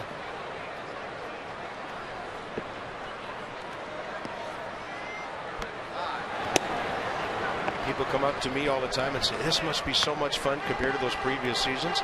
I say, yeah, it is. And we're doing the same job up here we've done for many years. The team is what has changed everything and making things so much more pleasant for the ballpark experience. From everybody that works here to the fans who pay for it to us who get to announce it. Little bobble there by David Freese for a moment. He throws out Zimmerman. 2 quick outs for Westbrook here, bottom of the 5th. For the achiever in you, PNC Bank Solutions that help you achieve your financial goals. And right-hander Jeff Mandel in Syracuse, 4-1 with a very low ERA. So he's 6-3, and he's a former Baylor Bear, drafted back in 07.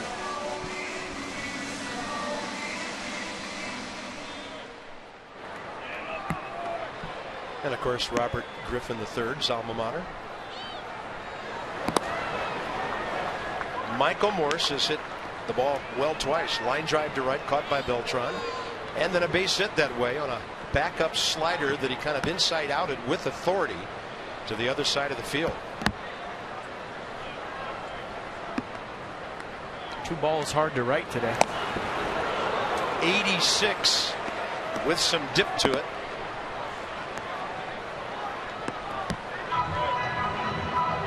Both of these pitchers going to be around for a while. Westbrook just batted in the 5th. Strasburg's pitch count pretty good. Matching up the way we thought they might today. Good take on a slider away. Only thing that surprised us a little bit today is the Westbrook strikeouts. He only averages about 5 per 9 innings. And today he has 5 in 4 innings. Now a couple of outs with contact here in the 5th.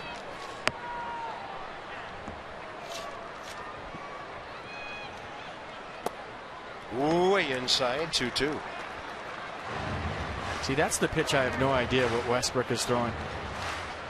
According to my scouting report, 86 is a cutter. That ball he's been turning over all day.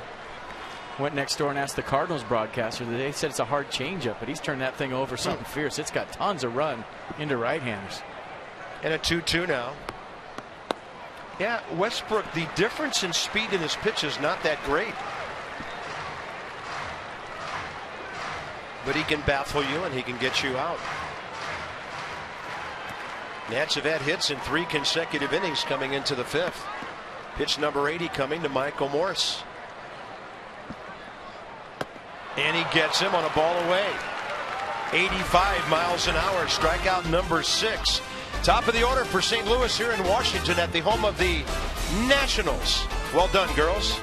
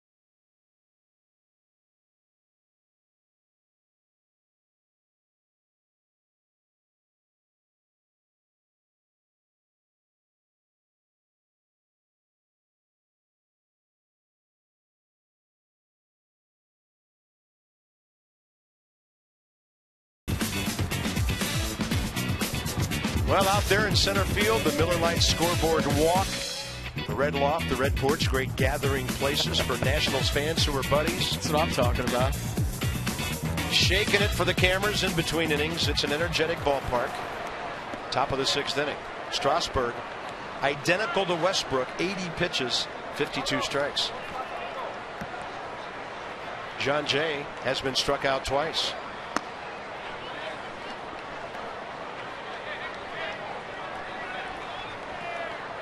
Strasburg now 155 innings on the year, 193 strikeouts.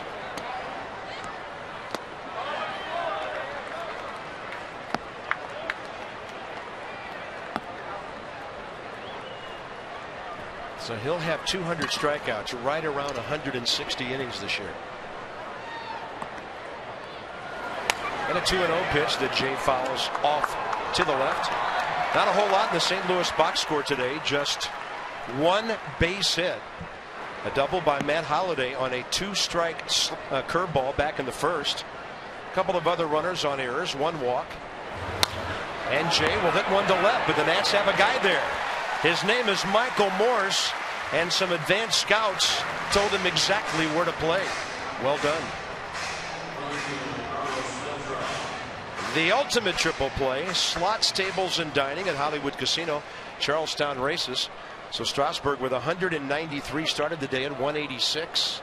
National League leader now over Clayton Kershaw. Well, if you play the Tigers, don't even bring your bat. Just go stand up there and hope they throw you 4 before they throw you 3. Maybe it'll happen in years to come. I dream of a Game 7 World Series between Strasburg and Verlander. Oh, how's that? I'm in.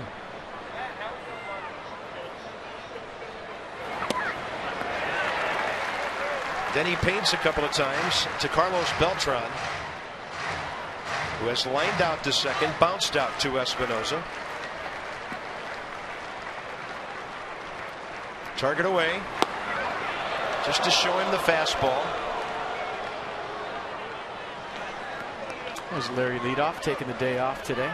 You know, he probably wanted to be in there. He was 4 for 4 career with a home run against Westbrook. Well, he was until the last second, right? Yep. Got him on the inside corner. Beltran doesn't like the call. And Steven Strasburg goes painting again. Strikeout number 8, 2 outs. We'll check it on the Nissan pitch track. Yeah, everything else away in this sequence. Good pitch by Strasburg on the inner half. Good call by Kurt Suzuki. So everything else away, that one in, and it froze Beltran. Man, even in slow-mo, not much reaction time. Matt Holliday, the only St. Louis hit. And now he has both of their hits. Michael Morris will hustle over there to keep Matt at first base with 2 outs. That is a power hitter who hits 300 every year. Both hits on curveballs today for Holliday. Double to left center in the first, and that's single. Straightaway left here in the 6th, and the hitter will be Alan Craig.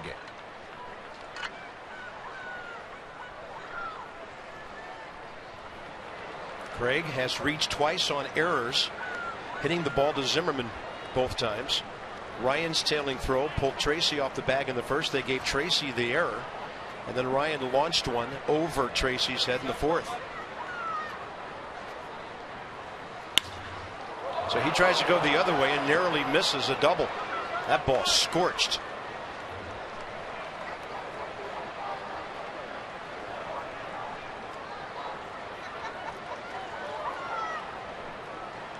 You got to pay attention to Holliday at first. 4 stolen bases on the year. He's the kind of guy, if you do pay attention to him, you just throw over once. You kind of take that whole ambush steal thing out of there in a 1-run game. Just let him know that you're thinking about him.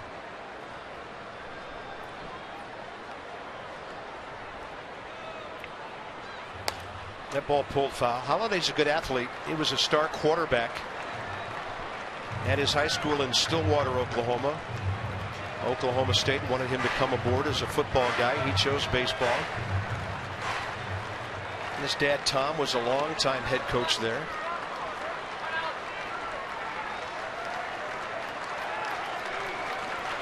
%, heaters from Steven Strasburg today, and that's about right.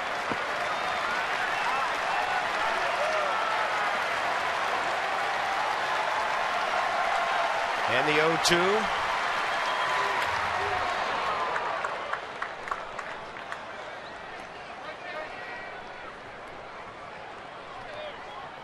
Alan Craig, no balls and 2 strikes.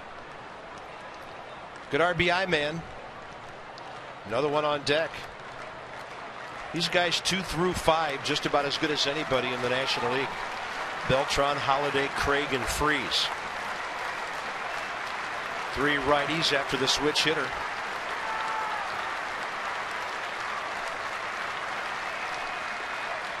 There you go. That's all you need to do. Just step off, take a look at him. Don't let him get a walking lead, and that's how Holliday steals a lot of bases. He'll time up a pitcher. Especially before an 0-2, there could be an off-speed pitch in the dirt somewhere. You'll see a pitcher get into a rhythm and actually leave before he starts to the plate. Seen him do it before. Short lead, and there's that breaking ball in the dirt away. Good coverage by Suzuki, who in less than a month has just become totally accustomed to this pitching staff. Yeah, it didn't take long, right? 1-0 game. It's a huge play. Get in front of that, keep the tie-in run at first base with 2 strikes and 2 outs. Strasburg, the kind of guy, even his breaking balls arrive there in a hurry.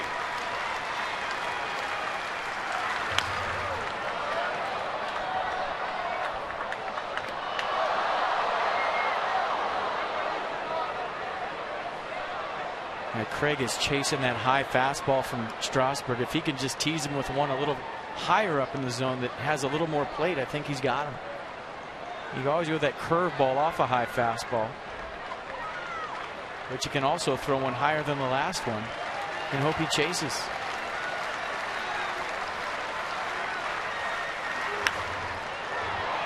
Craig just launching foul balls the other way. This guy's got a lot of power. He's hit 20 home runs. Didn't get to play a whole lot last year. Strained his groin in the middle of April.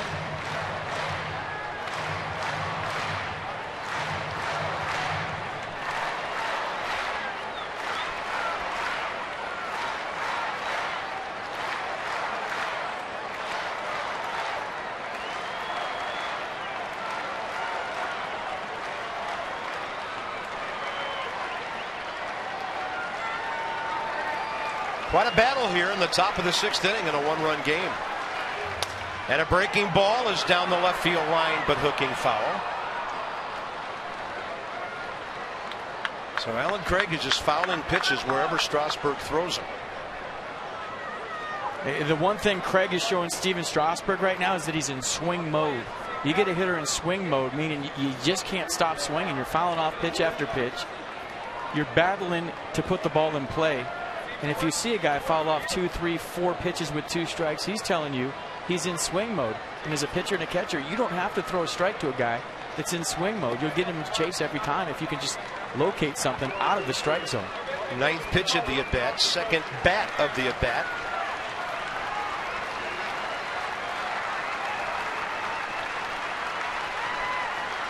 Swing and a miss.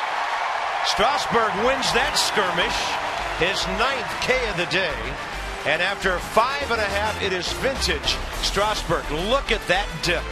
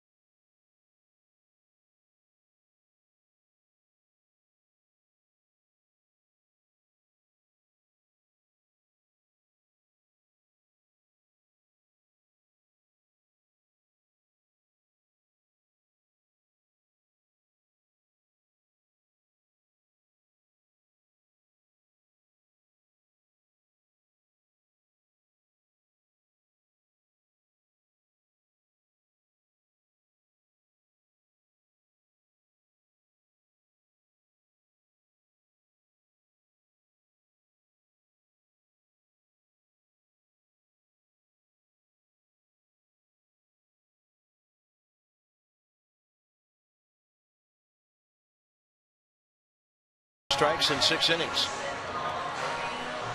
Could be good for another, huh? It is tomorrow. Jeff Samardzija.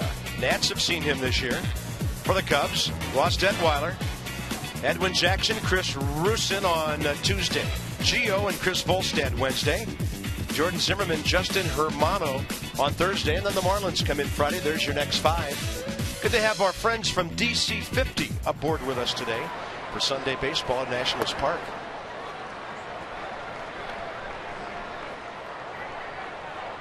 Sean Burnett throwing. Strasburg could be done here after 6. Could throw him out there for Freeze to lead off the 7th. I'd like that. In a 1-run game. Have him strike him out, then walk him off to a standing ovation. Well, I mean, or leave him in. It depends what happens here in the bottom of the 6th. You put a couple more runs on the board. That might be it for Strasburg. But when one swing can tie a ball game, you want your best guy out there against one of their best guys right on right. Yep. Chad Tracy with a fly ball to center. John Jay with an easy one. Jay put on a good defensive display here yesterday. Desmond and Espinosa will be the next 2 hitters. We'll check the Nats box. Bunching 2 hits together in the 2nd, the 3rd, and the 4th. And the one that drove anybody in was Suzuki, driving himself in with a 2-out solo in the 4th.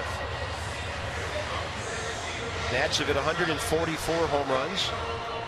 4th in the National League.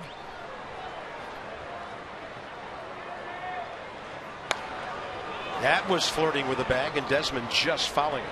Well, you just had a feeling after 19 runs and 24 hits yesterday that it was going to be a pitcher's duel here today. I mean, obviously, with Strasburg on the mound, you feel like it's going to be a pitcher's duel every single time. But how many times do you see it? Lots of runs one day, lots of hits one day, and then crickets the next. Desmond's had a hard time with that Westbrook breaking ball away. Now, earlier in the game, back in the 2nd, Westbrook got ahead of him. Ian took a fastball right down the middle. 2nd time up, He was first pitch swinging, hit the ball extremely well right at John Jay in center. So there he goes with a fastball, but he misses with it.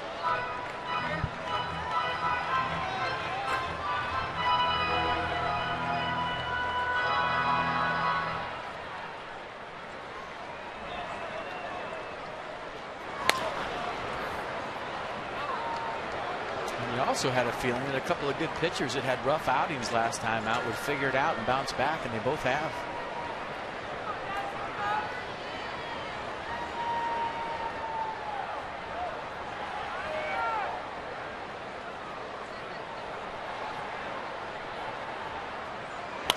Desmond serving one off to the right. He's on Westbrook this whole at bat. He gets something out over the plate, he got a chance. Like you said, square one up last time, but all these swings, he's right on him. He just hasn't had a pitch with a lot of plate. 19 homers this year, 58 RBIs. That's well hit to the right field corner, but slicing foul.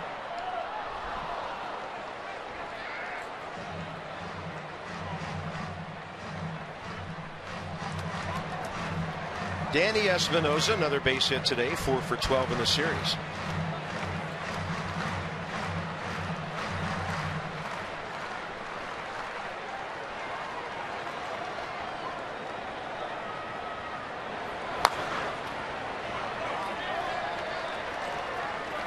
And a lot like Alan Craig to end the sixth right now. Ian Desmond's in swing mode with 2 strikes.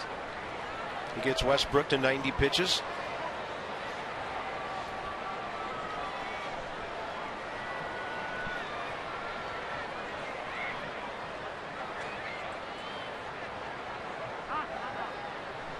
.07 strikeouts per 9 innings. Lowest among active pitchers in the last few years. Jake Westbrook. He'll miss low and inside, and Desmond now turns this into a very good at bat. Counts back even 2-2. Strasburg, in contrast, 11.22 strikeouts per 9 innings, so more than double.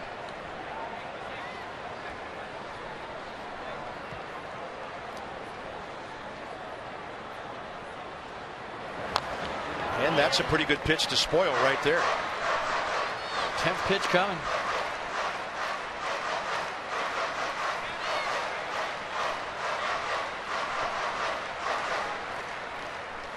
.80 pitches when this inning started. Tracy went out pretty quickly. And he in quite a battle here. And another take, and the count's full.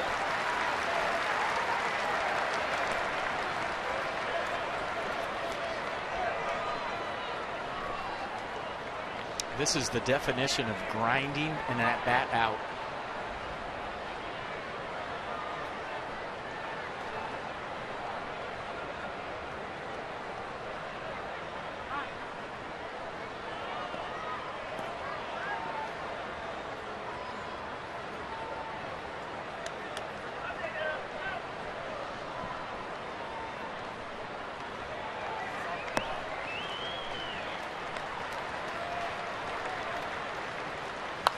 What an at bat.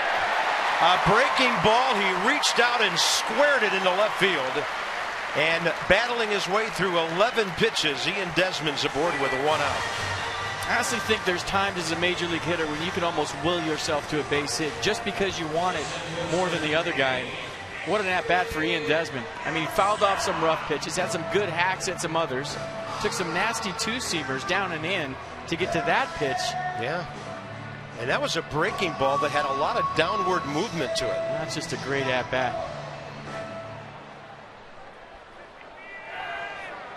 Well, Yadier Molina is not catching today. Do you think about starting up the running game here? If your hamstring's feeling good, sure. Yeah, Desmond has not been healthy in quite a while. It's going to take a moderate lead. And Westbrook will check him. 15 out of 19 this year. I think before it's all said and done and he heals up, he'll be a 2020 guy by 1 month from today, which will be 1 day before the season ends. Espinoza with a base hit. Desmond had to make sure it didn't hit him. And the Nats have put hits together again. And Danny is 2 for 3 today. Here comes Suzuki. Yeah, I don't think Desmond, with his hamstring the way it is, and based on the speed of this ball hit by Espinoza, would have been able to go to third had he not had to hold up right there and let it go through either way. So now it's up to Kurt Suzuki to do it again. Perfect day so far with a walk, attack at the plate and a good pick, and a home run. And for St. Louis, Edward Mujica.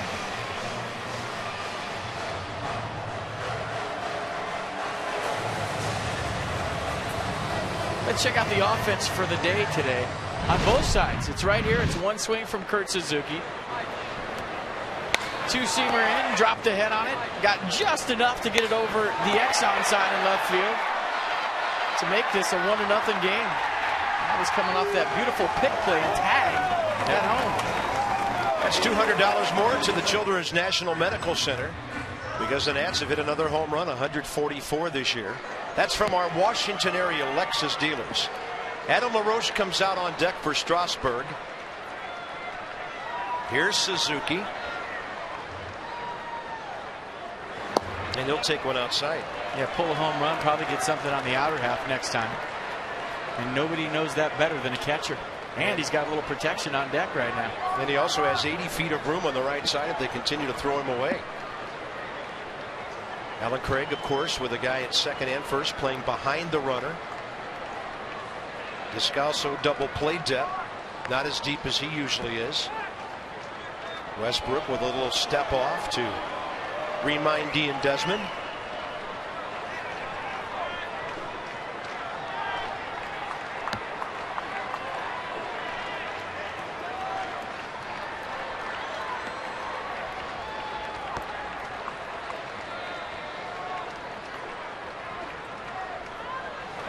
Suzuki, base hit up the middle.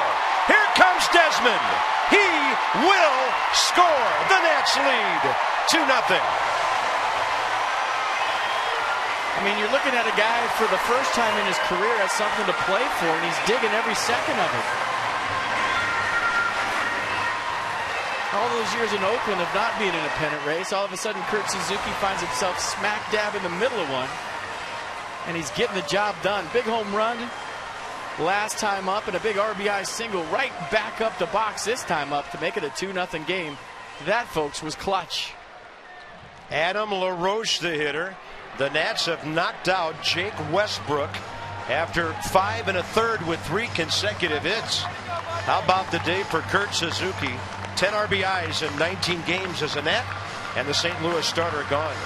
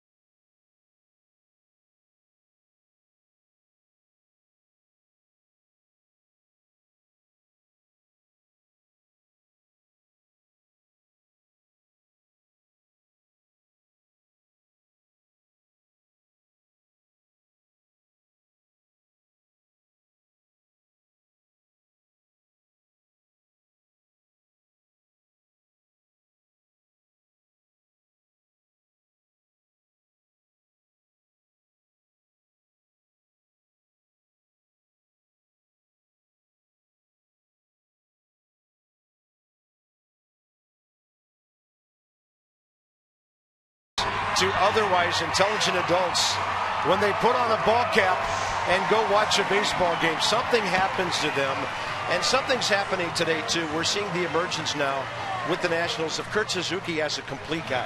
Yeah, complete ball player. When you go to a new team for the first time, you go to a new league for the first time, there's an adjustment process. He had to get to know this staff. He had to get to know his teammates. And now all of a sudden you find yourself in the middle of a pennant race in September for the first time in Kurt Suzuki's life. He's playing meaningful games in September, and so far so good, right? I mean, it looks like he's into it. Big hits, big knock today. And I think more importantly than all of that is the fact that he's getting to know this staff and what they can do and what fingers to put down. I mean, just been a great addition to this team by Mike Rizzo. Adam LaRoche against Edward Mujica. Nats know this right-hander well. They've seen him in San Diego and in Miami.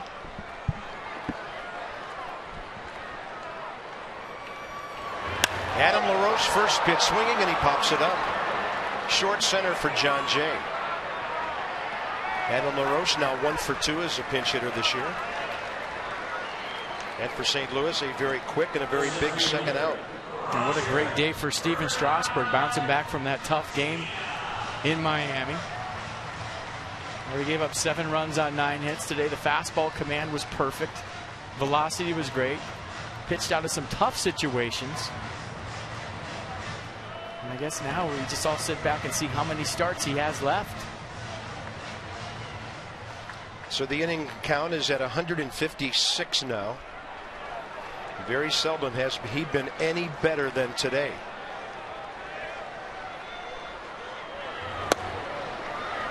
I mean, the best plan I've heard for Strasburg, I'm going to say it again, is let him pitch the rest of the season, because the Mayan calendar says the world's coming to an end on December 21st, and there's going to be no next year. So what's there to save him for? Yeah.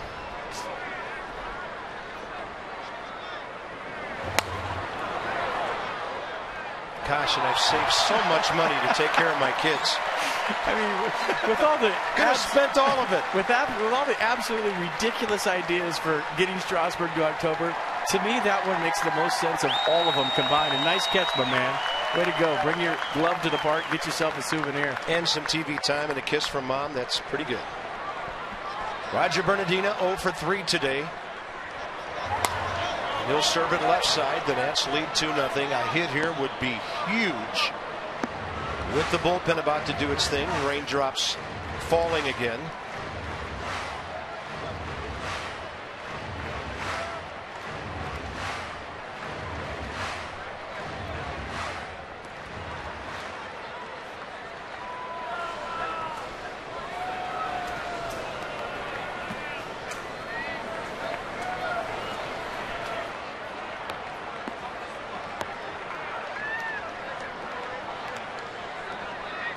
And the 0-2, Bernardina strikes out.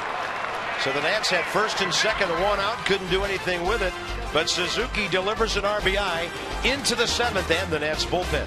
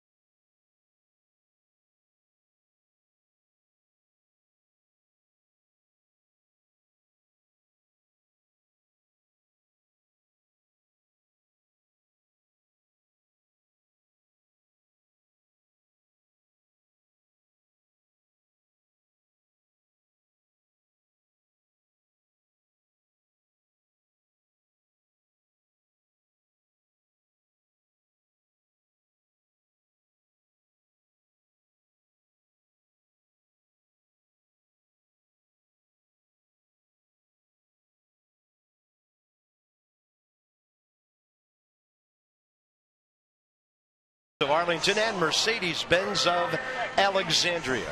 Kurt Suzuki, big-time story of this game with Steven Strasburg. Couple of hits for Danny Espinosa today, but the battery has taken center stage in this one. Strasburg had 195 strikeouts today. That's a good day, and let's check them all out right here. And the fastball command from the beginning was good to set up the changeup and the curve. He sprinkled in just enough curveballs to keep the Cardinals off balance, but watch this changeup and the dip right there. So a nice bounce back game from Steven Strasburg. Velocity was good, command was good, and you can't really do it any better than that to a team that can really swing the bat. So another great outing from the right-hander, Steven Strasburg. 97 pitches, 65 strikes, a walk, 9 Ks, no runs on 2 hits.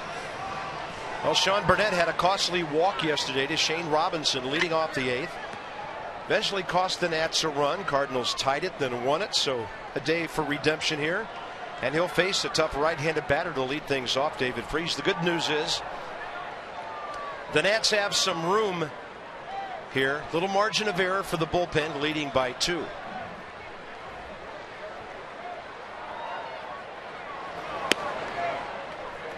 Freese has struck out and walked in the series. He's 3 for 12. With a homer yesterday, 3 RBIs.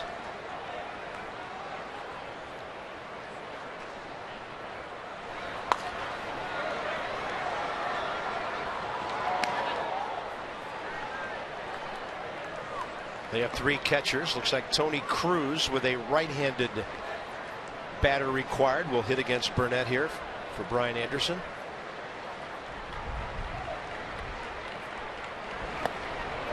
And Burnett takes a little bit off. The changeup misses, 2-1.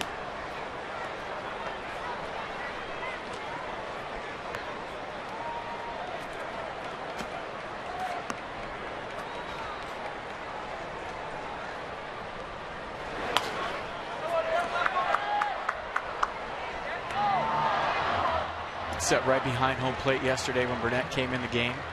And I'll tell you what, it gives you a whole different feel for where he steps and the deception that he has in his delivery. Sitting down low like that, looking at it, looks like he's going to step right into the first base dugout, and then he comes across his body. Breaking ball, well played by Zimmerman, right on target with that quick release. Right on the money to Chad Tracy for a big out here in the 7th. The key to this play is getting it in the air. Once you get the hard part out of the way right there, a little in between hop, ball jumped on him. Just get it up in the air. Good throw right on the money for Ryan Zimmerman. And you always look at the next play after a guy, whoever it is, throws a ball away and how they rebound. Zimmerman doing a nice job of jumping right back on the horse and making a good throw. Yes, it does. It's Tony Cruz.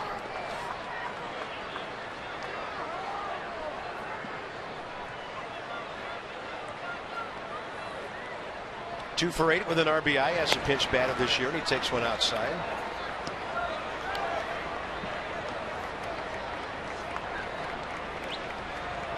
Tony Cruz, 26 years of age, from Palm Beach.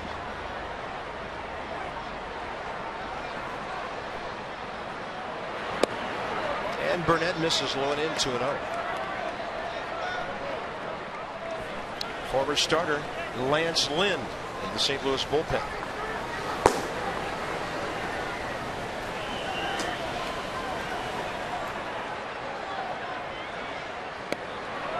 And that's 3-0.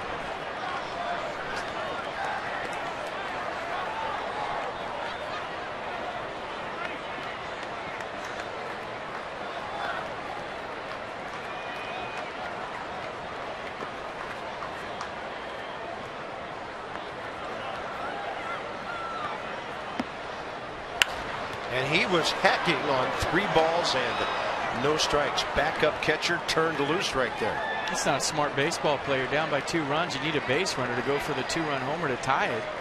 No idea if he missed a sign or not, but that's not a good baseball play to swing 3-0 down by 2 in the 7th inning. I'm looking at Jose Oquendo, hands on hips at third base.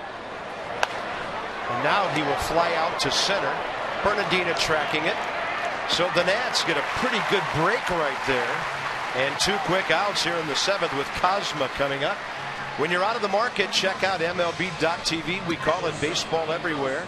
You can check every remaining game live online on your favorite connected device, HD quality. New low pricing at this stage of the season. Check it out at nationals.com and order MLB.tv. Baseball everywhere. Here's Pete Kozma.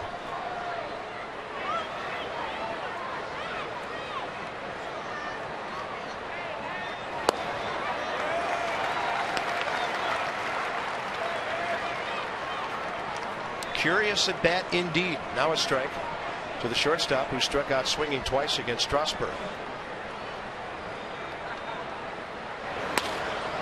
And Kozma will go up the middle. And that is big after what might have been a one-out walk. I mean, I understand the green light 3-0 if you're down by 1. Guys got popped coming off the bench. But Sean Burnett threw 3 pitches that weren't close, and then all of a sudden you're going to get a 3-0 green light. Doesn't make sense. He had to miss a sign because there's no way Mike Matheny does that. Yeah.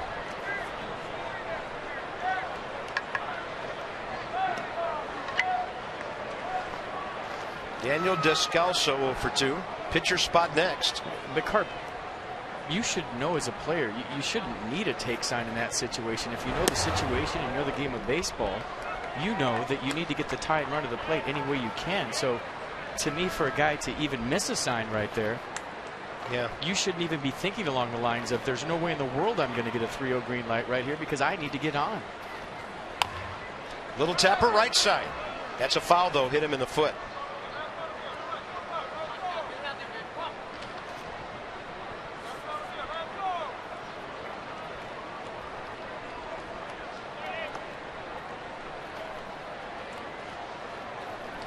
Ryan Matthews for the 8th. Don't forget they have Lance Berkman on the bench. He was reactivated yesterday off the DL. And I was told before the game that the only thing Lance Berkman can do is hit. Yeah. And if he gets to first base, they're going to have to pinch run for him.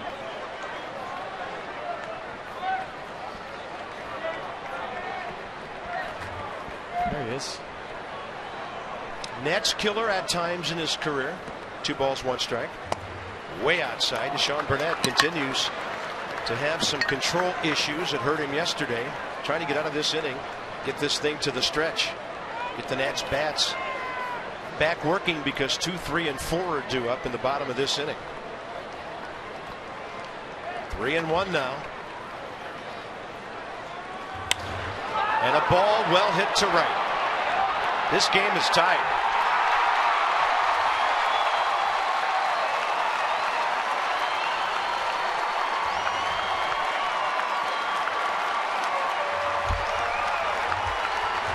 Sean Burnett falling behind a bunch of hitters in this inning.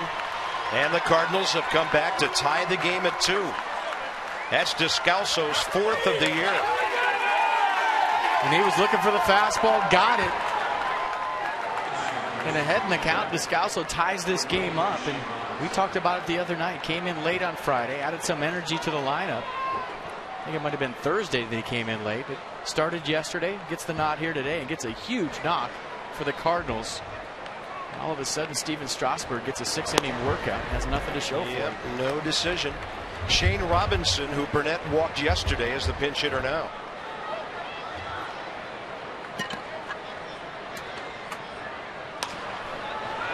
This one hit to center. Bernardino broke back, can't make up the room, and now it's 3 consecutive hits.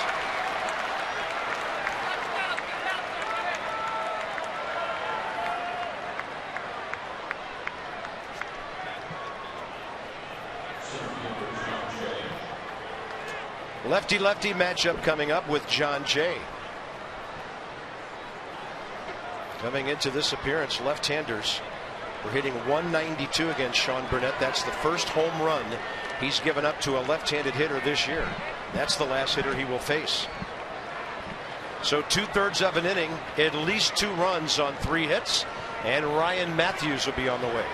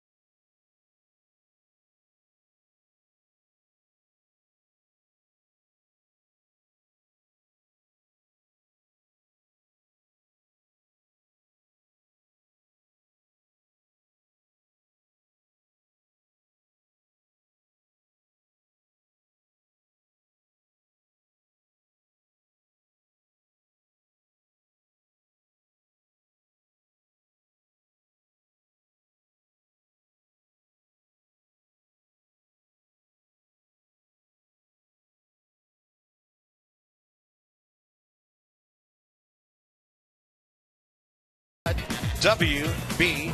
Mason. Well, rough part of the game for the second consecutive day for the Nationals bullpen.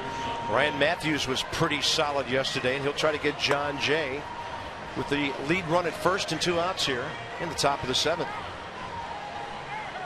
The 52nd game of the year for Ryan Matthews. See the record: 4-1, 2.39 ERA, 32 strikeouts versus 15 walks. 3-pitch guy, 2-seam fastball, slider, split, an occasional 4-seamer when he needs his strikes. Been doing a nice job lately of moving the ball around to left-handers, using the inner half as well as the outer half.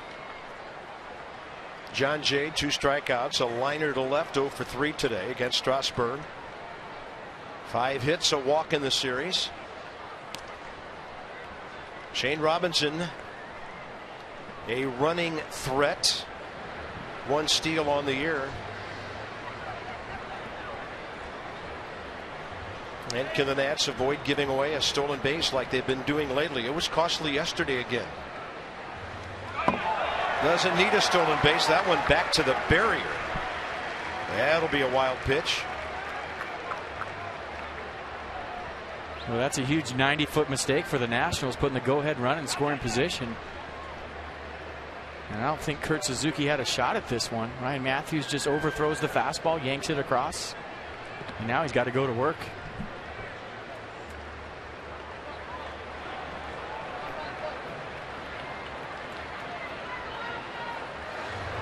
And that hits him. So Carlos Beltran will bat with runners at first and second, 2 outs. You know, Matthews' command has been exceptional lately. That's what's made him so good. Those first 2 pitches, straight yanks. 1 in the ground and 1 hit Jay. I got to figure it out. Carlos Beltran, 86 RBIs on the year, 0 for 3 today.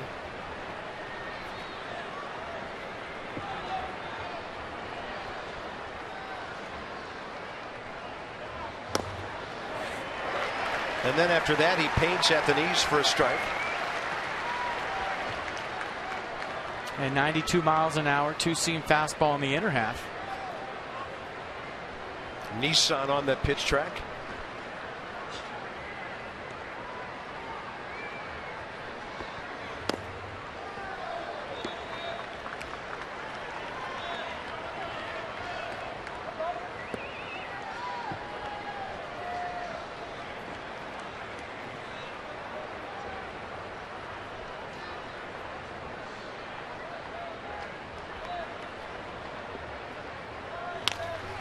Ball pulled. Big hop. Tracy, well played. And he gets it to Matthews. That was not easy. It's time for our 7th inning stretch, brought to you by Hyundai. If it's stylish, intelligent, safe, and affordable, it's probably a Hyundai. Cardinals tie it on a 2-run homer by Daniel Descalso.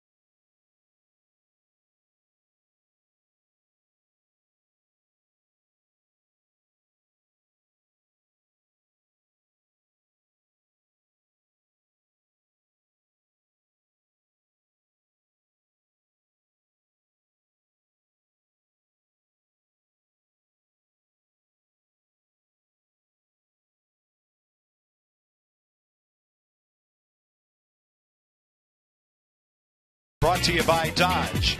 Go to Dodge.com or visit your local Dodge dealer this week. And by AT&T, the nation's largest 4G network. AT&T, rethink possible. good, hot, humid day to take a dip in the water. Anywhere you can find some.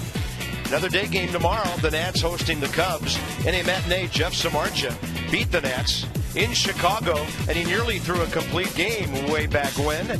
He's gone on to go 8-12 with a 4.03 ERA this year. Ross Detweiler is 6-2 here at home with a 2.74 ERA. 12:30 Nats Extra, 4-year Labor Day, and then first pitch at 1:05 on Mass and HD.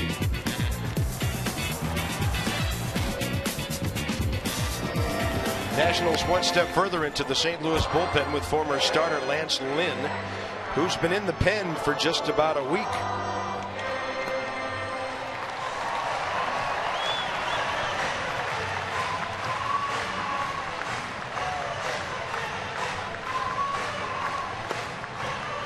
The 25-year-old right-hander, who in his first full season as a starter was 13-5 with a 3.93 ERA.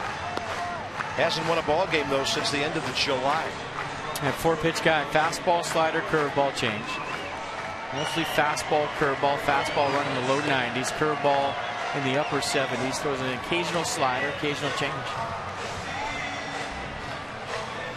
He'll be working with Tony Cruz, who stays in to catch after pinch hitting for Brian Anderson. And here we go, bottom of the 7th. Nats have some good sticks coming up. Harper, Zimmerman, and Morris. Danny Espinosa and Kurt Suzuki 7 and 8 spots. The two Nats who have multiple hits today. Good crowd, 31,096 on this Sunday. When the weather was threatening hours ago, but it has, for the most part, other than a few sprinkles, stayed pretty well.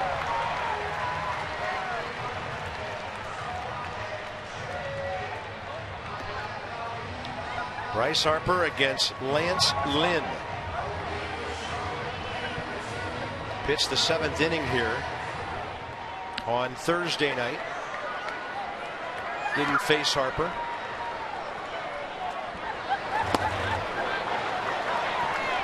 And Bryce saw first pitch 95, couldn't get to it. Yeah, pull swing to a fastball away.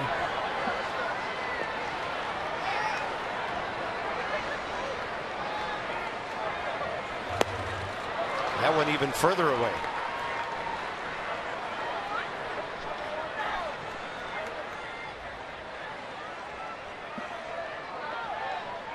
Nationals bullpen quiet, indicating Matthews has the 8th.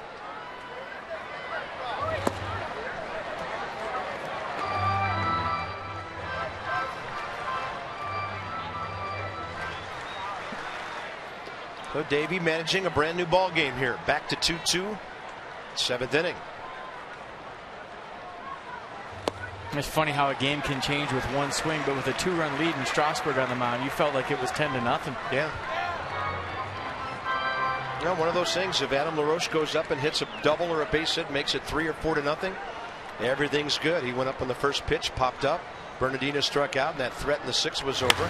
But the Nats have already hit for Strasburg, and Harper will reach on that one that ate up Daniel Descalso.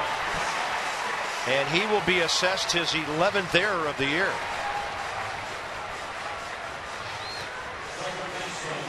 Now Harper hit this ball hard up the middle. Descalso a long way to go for it, but if he fields it clean, he's got Harper easy at first base, but that's not an easy play. I mean, I think you have to give him an error on that just because he got to the ball, but that was not a routine play. That ball had a little topspin action on it. He hit it hard. St. Louis, a couple of errors yesterday that cost them runs. So the leadoff man's on in the 7th. Here's Zimmerman. Harper has a pretty good lead, holding on. Strike one, a fastball to the inside edge. Bryce Harper, 13 out of 18 in steals.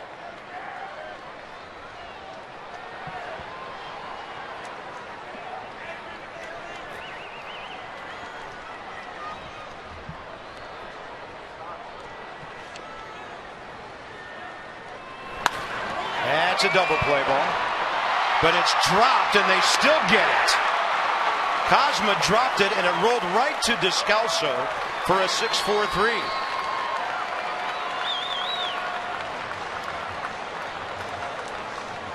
A tailor-made double play turns into an adventure all of a sudden.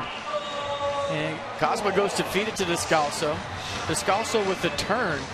And you get really killed as a second baseman doing a turn like this. Look at him. He's exposed right there. And I wonder if his foot was ever on second base. They called this on Espinoza the other night, right? Is Descalso's foot ever on second right here? Couldn't tell.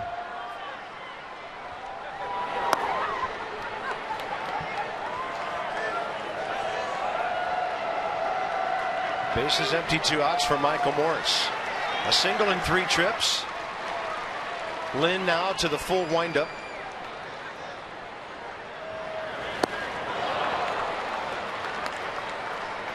Michael in this series 5 out of 15 without an RBI, a couple of walks. They pitched him tough.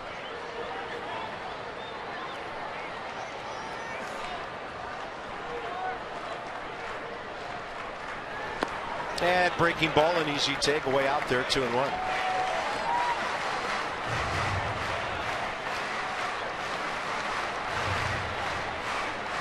Well, Tracy's next for Nationals fans. St. Louis fans know that Holiday, Craig, and Freese are next for them in the 8th inning. Target is in, way inside, 3-1 to Michael.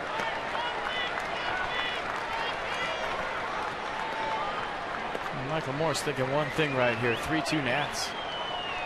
Why not? Lance Lynn's given up 13 home runs this year. That's a base hit to right, and Morse is 2 for 4. I'll tell you this, Lance Lynn is not fooling anybody. Hard hit ball by Harper. Hard hit ball right at Cosma from Zimmerman, and that one with a 3-1 count. Got beat a little bit because he keeps his hands inside the baseball, able to throw it over the infield to the right side for a hit. Tracy is 1 for 3 today with an opposite field single. Back in the second. Chad doesn't get 4 ABs a day very frequently. That's a perfect fastball in the outside corner.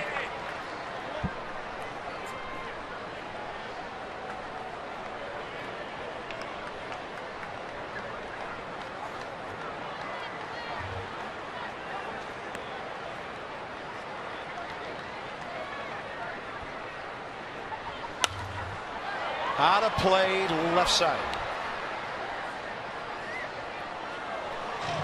So the count, no balls, 2 strikes.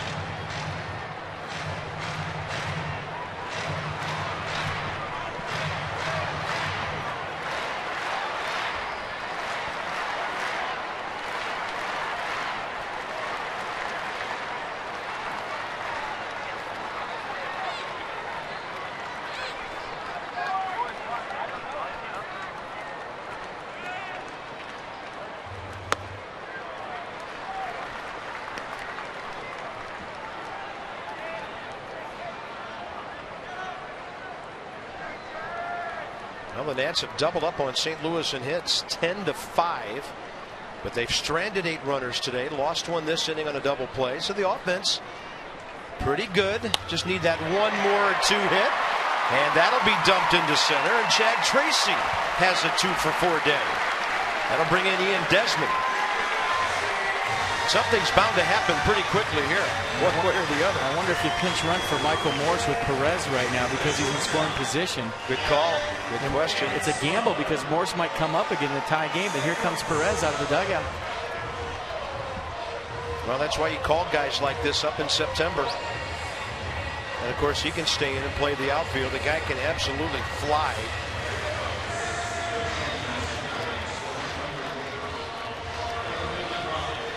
Put him in center, move Bernardino over to left, whatever way you want to play it.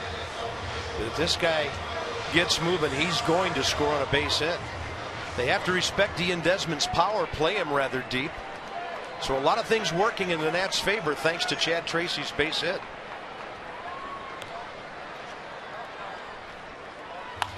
Desmond pops it up right field. Long way for Beltran, and he can't get there. And the foul ball will keep Ian Desmond alive. See, this is always a catch-22 for an outfielder in this situation. You want to pinch in and play shallow because of the speed of the pinch runner, but you also have to respect the pop of the hitter. And right there, Beltran was playing deep because of Desmond's pop. If he's playing shallow to throw out Perez, he catches this ball easily. Yeah, half step short. If you cheat in here, and if you look at John Jay, he's pretty shallow. Now Beltran's shallow and right, so they're tightening up a little bit. It opens up the gaps for the go-ahead run to score, especially with Perez on second base. Base hit, he scores.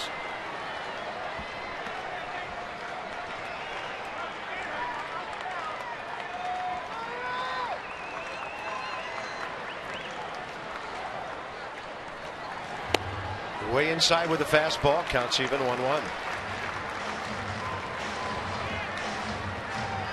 All good ball clubs answer when scored upon.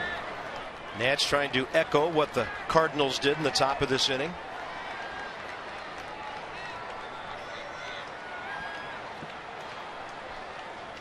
That's a breaking ball that stays inside. Ball 2.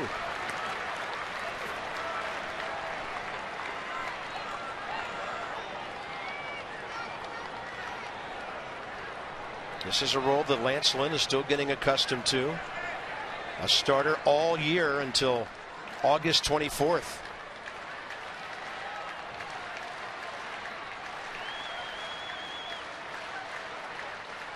Perez really getting a big lead. He's running, and he will steal third with 2 outs. Better be sure you're going to make it, and he made it without a throw. Yeah, nobody holding him on, trying to get range on defense. With 2 outs, let him stroll into third base. And now that takes away anything in the dirt or any low pitches from Lynn. Gary Perez, first career stolen base. Ian Desmond with a count of 2 balls, 2 strikes. I wonder if Ian Desmond in a 2-1 count swung at that pitch just because Perez was running. The ball was up and in, not a strike. And sometimes as a hitter, you see movement, you swing.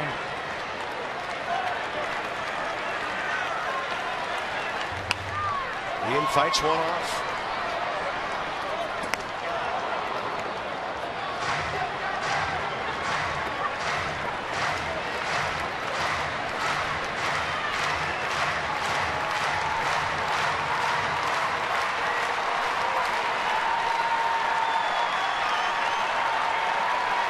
Desmond's driven in 58 runs on the year, 1 in this series. And he will single up the middle to give the Nats the lead. Ian Desmond with another fantastic at bat. Washington on top, 3-2. I've just been looking hitterish all day long from the time he lined out to center field in the 4th inning. The 11-pitch knock in the 6th to score a run. And how about that right there? Tie ball game, 7th inning. 2 strikes, base hit up the middle. And staying inside that ball nice. You see the little bat flip, he knows it's going to drop right away. And that one hopper right there might have been interesting, even though Perez can run, had he not stole third base. Might have been an interesting play at the plate right there, because John Jay's got a good arm. I'd say I like Yuri Perez. You and I loved what we saw of him in Florida. Yeah. So here's Espinosa, who could make it a big inning, and it's up the middle. He's got to go. Tracy is going to be sent. The throw is up the line. He is safe. And out at second base is Danny Espinosa. But the Nats take a 2-run lead, and they did exactly what we were hoping they would, echoing what the Cardinals did in the 7th. Washington on top by 2 again.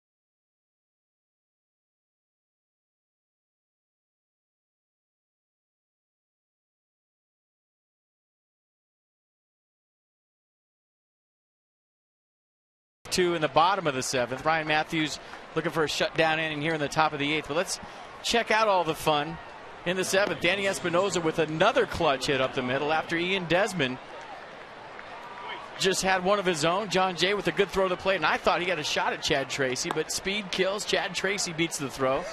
Desmond on the backside, or Espinosa on the backside, gets thrown out. Yep, 8-2-6 at the end of that. But RBIs by Desmond and Espinosa. The middle infielders come up big. And Carp, I'm looking at the Nats outfield right now, and this might be the fastest outfield they've ever had.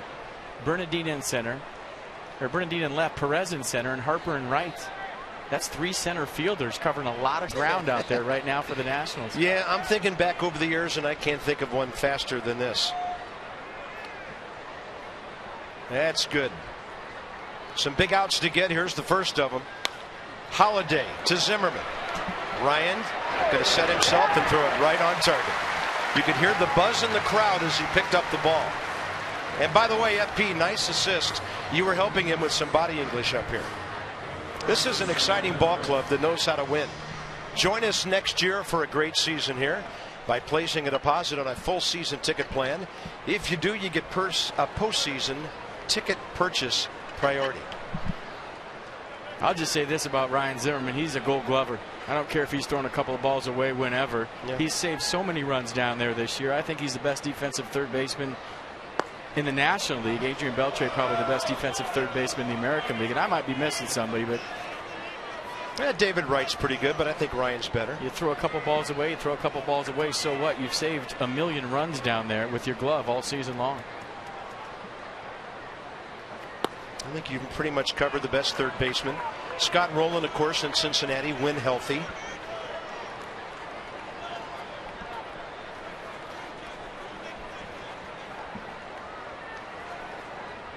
Ryan Matthews 2-0 to Alan Craig. Missing ball 3. Tyler Clippard is the man for the ninth if Matthews can get it there. Some tough hitters stand in the way.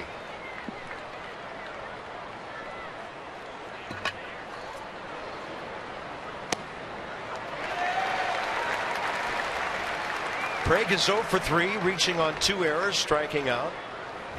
He waged a great battle as Strasburg's final hitter for strikeout number 9 back in the 6th inning.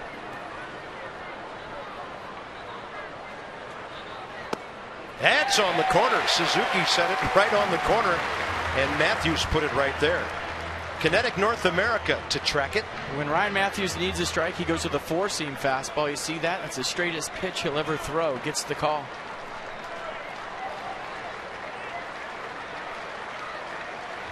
Swing and a miss on that hard sinker down and in.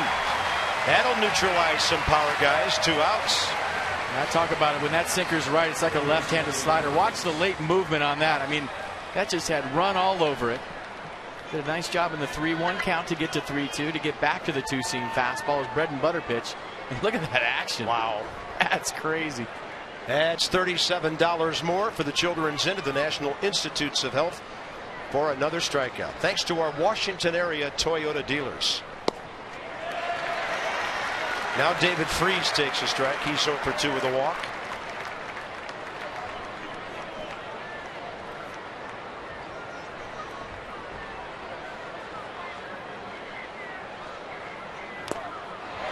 And now FP, he's starting to pound these right-handed batters down and in. Yeah, it took a minute. I mean, a couple of tough pitches to start this one up. Found his rhythm, found his grooves, got the 2-seamer back. It was not good news for any right-hander facing Ryan Matthews.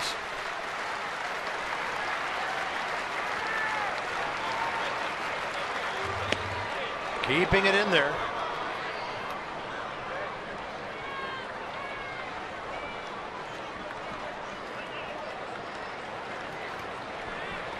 Sam Freeman added to their bullpen yesterday.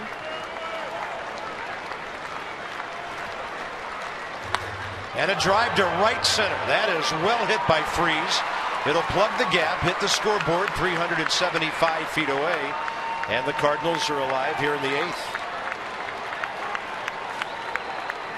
That's David Freese, 4th hit in this series in 14 at bats. I can't remember too many right-handers that have hit the ball the other way off Ryan Matthews with that kind of pop. Tough to get inside of that two-seam fastball. Nice piece of hitting right there by Freese.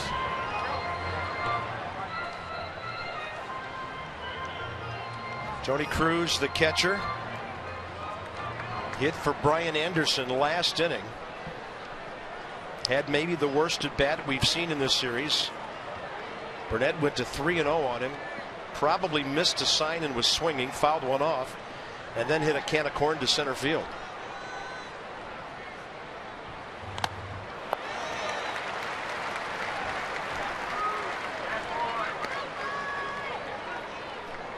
We see hitter after hitter from the right side try to pull their hands in to get that two-seam fastball from Matthews. Cannot be comfortable, can it? No. Tough to keep fair.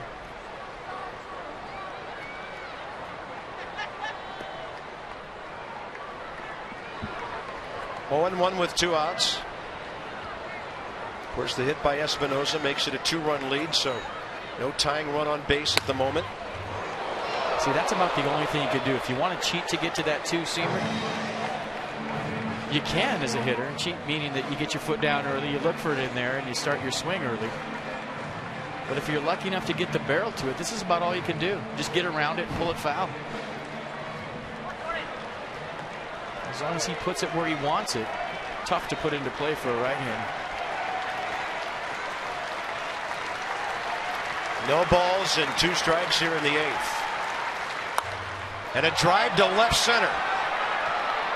Beyond the reach of Bernardina. St. Louis back on the board again. And Ryan Matthews gives up a pair of 2-out rockets here. Boy, that hurts. 0-2 count. And to leave a pitch that a guy can do that with. Well, he showed you that he was going to be aggressive. Tony Cruz with his 8th double of the year. He was swinging the whole time. So decided to go to either the split or the slider with 2 strikes. And Cruz caught it out front for a double. And you saw how low Suzuki was reaching for that pitch. You know, maybe another two-seam fastball would have got the job done. But Cruz showed him that he was cheating to get to it. He's probably trying to get him off the fastball with a slider in the dirt and back to the two-seamer, but he left it out over the plate for a run. Wow, that is huge for St. Louis. Still no throwing in the Nationals bullpen. Drew Storen had a rough outing yesterday. Sean Burnett's already pitched today. Stammen had to go quite a while yesterday. So the Nats are just hoping for one more out and get this thing to Tyler Clippard, while Mike Matheny bets on a rookie shortstop, Pete Kozma, to do what he did last time, single up the middle. Kozma did that ahead of the Descalso home run. Or just holding your breath and hoping that Cruz's ball stayed in the park, because it had a lot of backspin to it. Yeah, he scorched it. And now Matt Carpenter will go lefty-righty, hitting for Kozma. 7 for 27 with 11 pinch RBIs this year.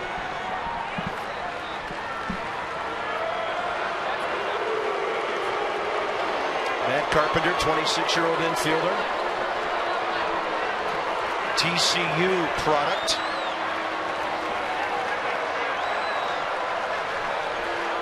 And as Cardinal fans make some noise, Nationals fans boo him down.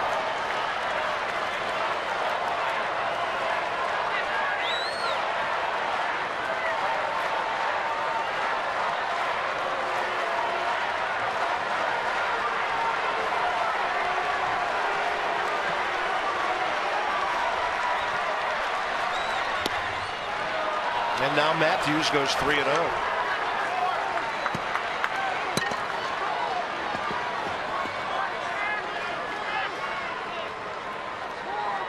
I mean, the only thing that Mike Matheny could do if you bring in Michael Gonzalez, should Kozma reach, is go with Berkman from the right side, unless you want to burn your last catcher and get out of your Molina. Or you just play it straight and leave Descalso in left on left.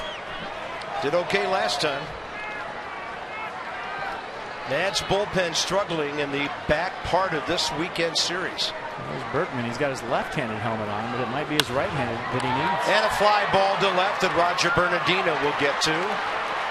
So Matthews will bend but not break. St. Louis settles for 1, and the Nats have a 4-3 lead into the bottom of the 8th.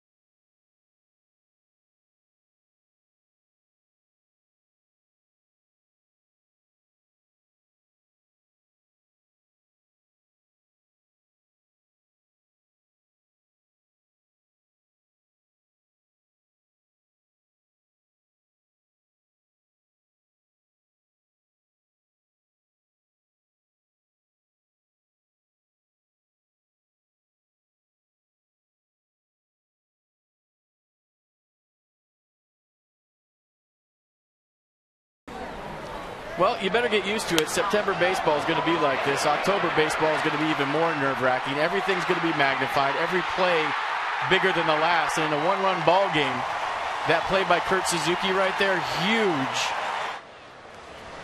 And the swing of the bat by Kurt Suzuki, huge. And he had another RBI single to go with that. So a big day for Kurt Suzuki. But like I said, as we get deeper into the season, everything magnified. Right now, to me, that play at home plate by Suzuki, the throw by Harper, the difference in this ball game.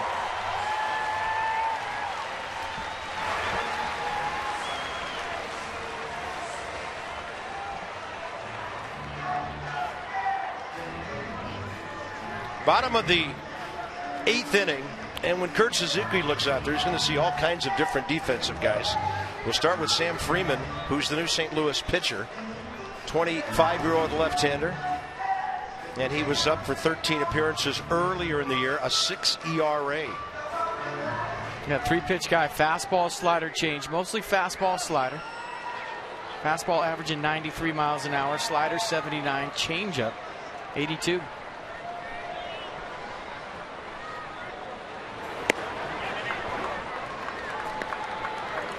Daniel Descalso is now playing shortstop for St. Louis. Skip Schumacher's at second. Matt Carpenter's at first. That pushes Alan Craig out to right field. So Carlos Beltran is out of the game. So their pitcher is batting second. And a little herky-jerky on the motion. He misses low and away. 1 ball, 1 strike. So there's Matt Carpenter, who stays into play first. And Alan Craig, who moves to right field. 1-1 to Suzuki. He will fight it off, pop it up. It's over by the dugout. And playable for Carpenter. 1 out.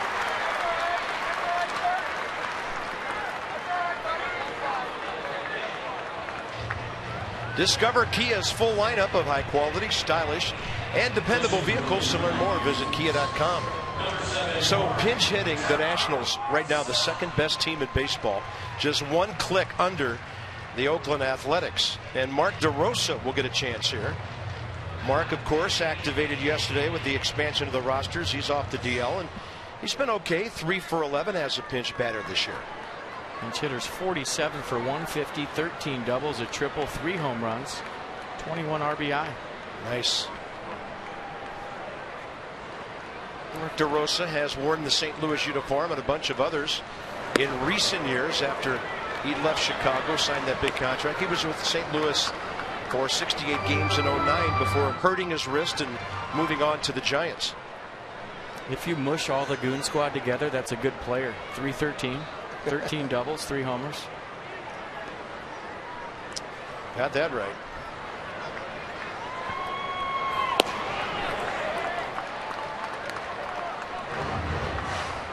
Well, Tyler Clippard for the 9th.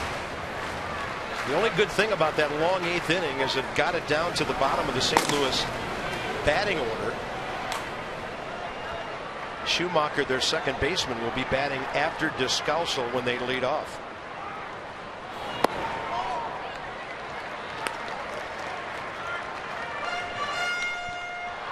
And all kinds of things happening here. Tyler Moore on deck for Bernardina. That's interesting. Maybe in case somebody gets on looking for some extra runs here. But you would sacrifice from defense with Bernardina coming out of the game. Well, Davey Johnson just probably figuring that Perez can cover line to line out there from left field to right because he's so fast. Good call.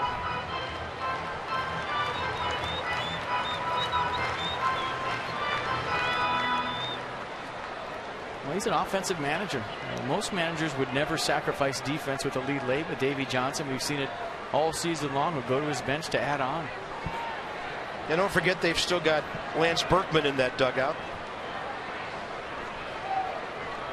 2-2 to Mark DeRosa, and he will pop it up right side and hope this one gets out, and it will.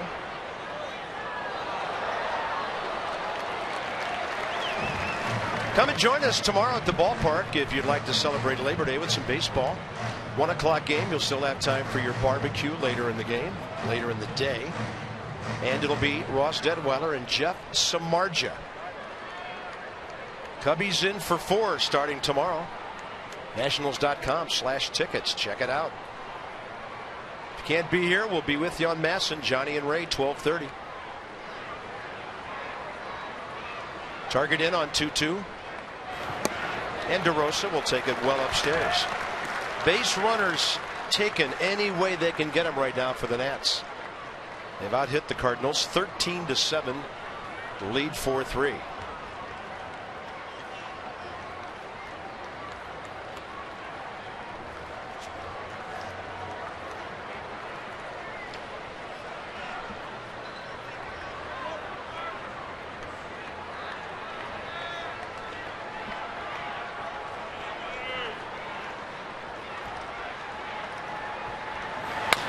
DeRosa, left side.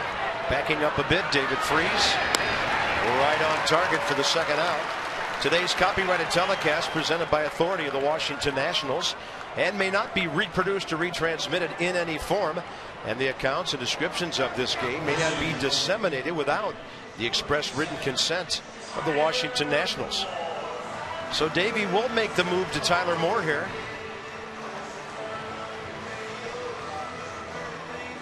Looking for a little pop with 2 outs here in the 8th.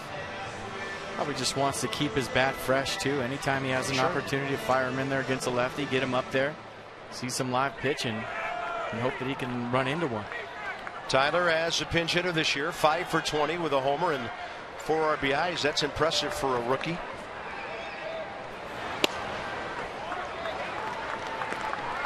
Sam Freeman's not a big guy, as you might have noticed. They list him at 5'11", 170. He was the 965th player taken in the 2008 draft.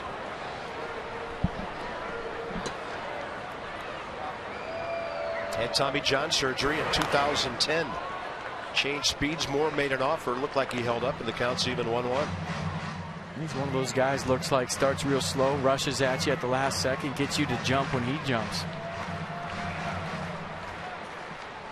Sam Freeman from Houston, Texas.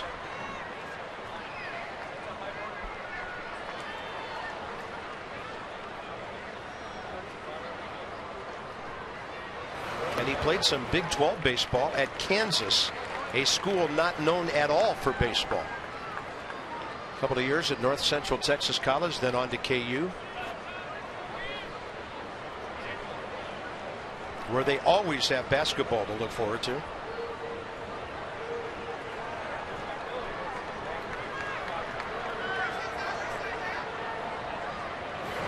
And Tyler Moore will pop it up. Schumacher out, John Jay in, and here we go. Top of the 9th inning. The Nats trying to beat the Cardinals 3 out of 4. Tyler Clippard into your living room shortly.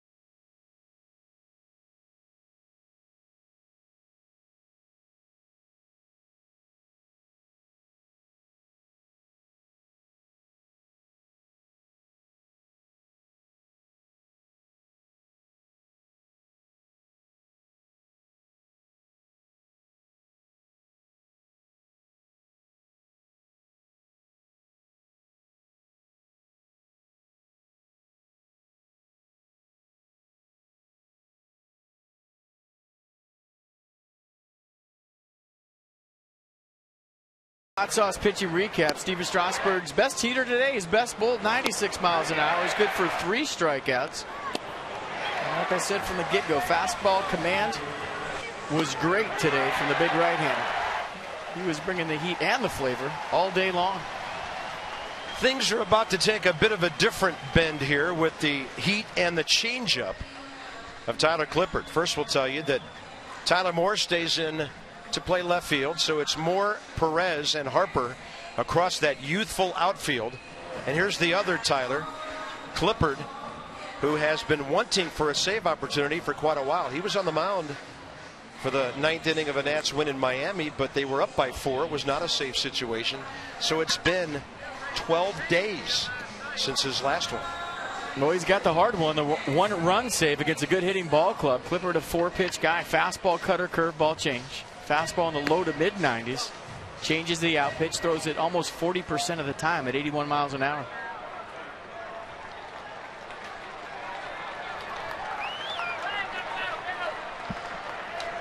Top 9, Daniel Descalso against Tyler Clippard. This guy's done most of the damage for St. Louis today with that 2-run homer. Off Sean Burnett back in the 7th.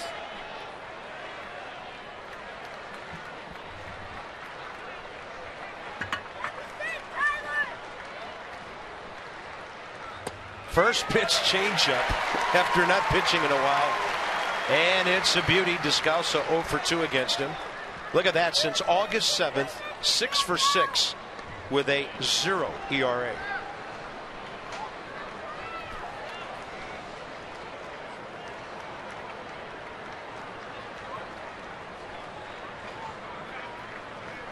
Then it goes fastball, misses up and away, 1-1.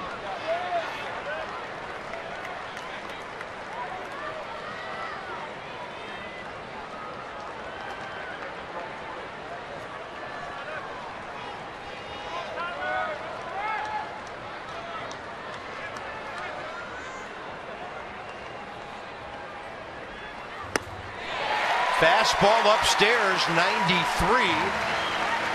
And the count's 1-2, so he's thrown him 2 consecutive heaters. And you'd think he'd climb the ladder right here after getting 2 strikes on Descalso. Drop that changeup in nice. Guy shows he's going to chase the high heat, maybe throw one higher right here. He shook the changeup to a fastball. Get it upstairs. He did. 94, 2 balls, 2 strikes.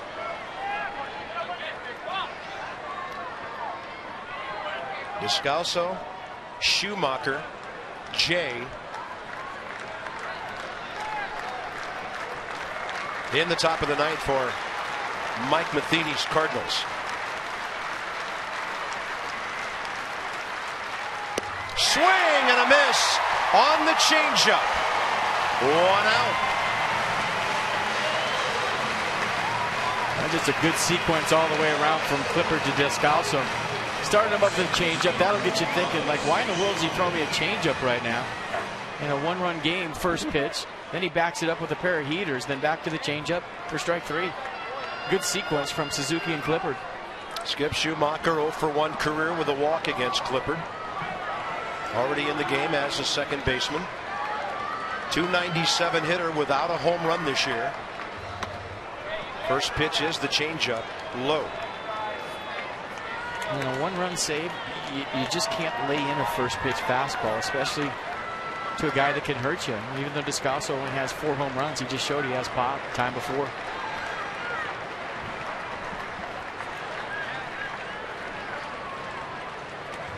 Schumacher, right side, well placed.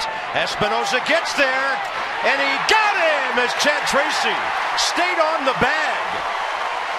Very well played at both ends. Well, this game started in the first inning with Alan Craig getting a ground ball to Ryan Zimmerman, where Chad Tracy didn't stay on first base. And in the ninth, in a 1-run game, he does. Great stretch, great play by Danny Espinosa, ranging far to his left. And that's such a tough play to fight across your body to get a throw on line. He did it. Tracy on the bag. Give Mark Wegner some props right there. Good call and a big out for the Nationals here in the ninth. Yeah, Tracy crossing over into foul territory to make that catch. John Jay 0 for 3 hit by a pitch, and the crowd is on its feet here. WB Mason presents Nats Extra when this one's over.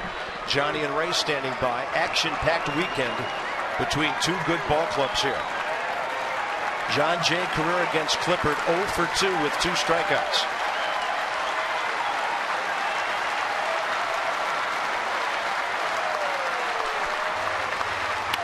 Bouncing ball, it stays fair. That's a series winner for the Nats.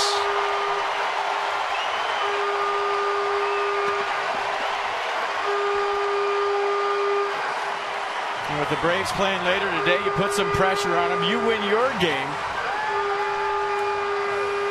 And just another series win for the Nats against a really good ball club. Hard-fought game today. Nice job by Tyler Clippard. Getting his first save in a long time. Nationals strand 10 runners, St. Louis 7. Washington wins 3 out of 4. 81 wins on the year.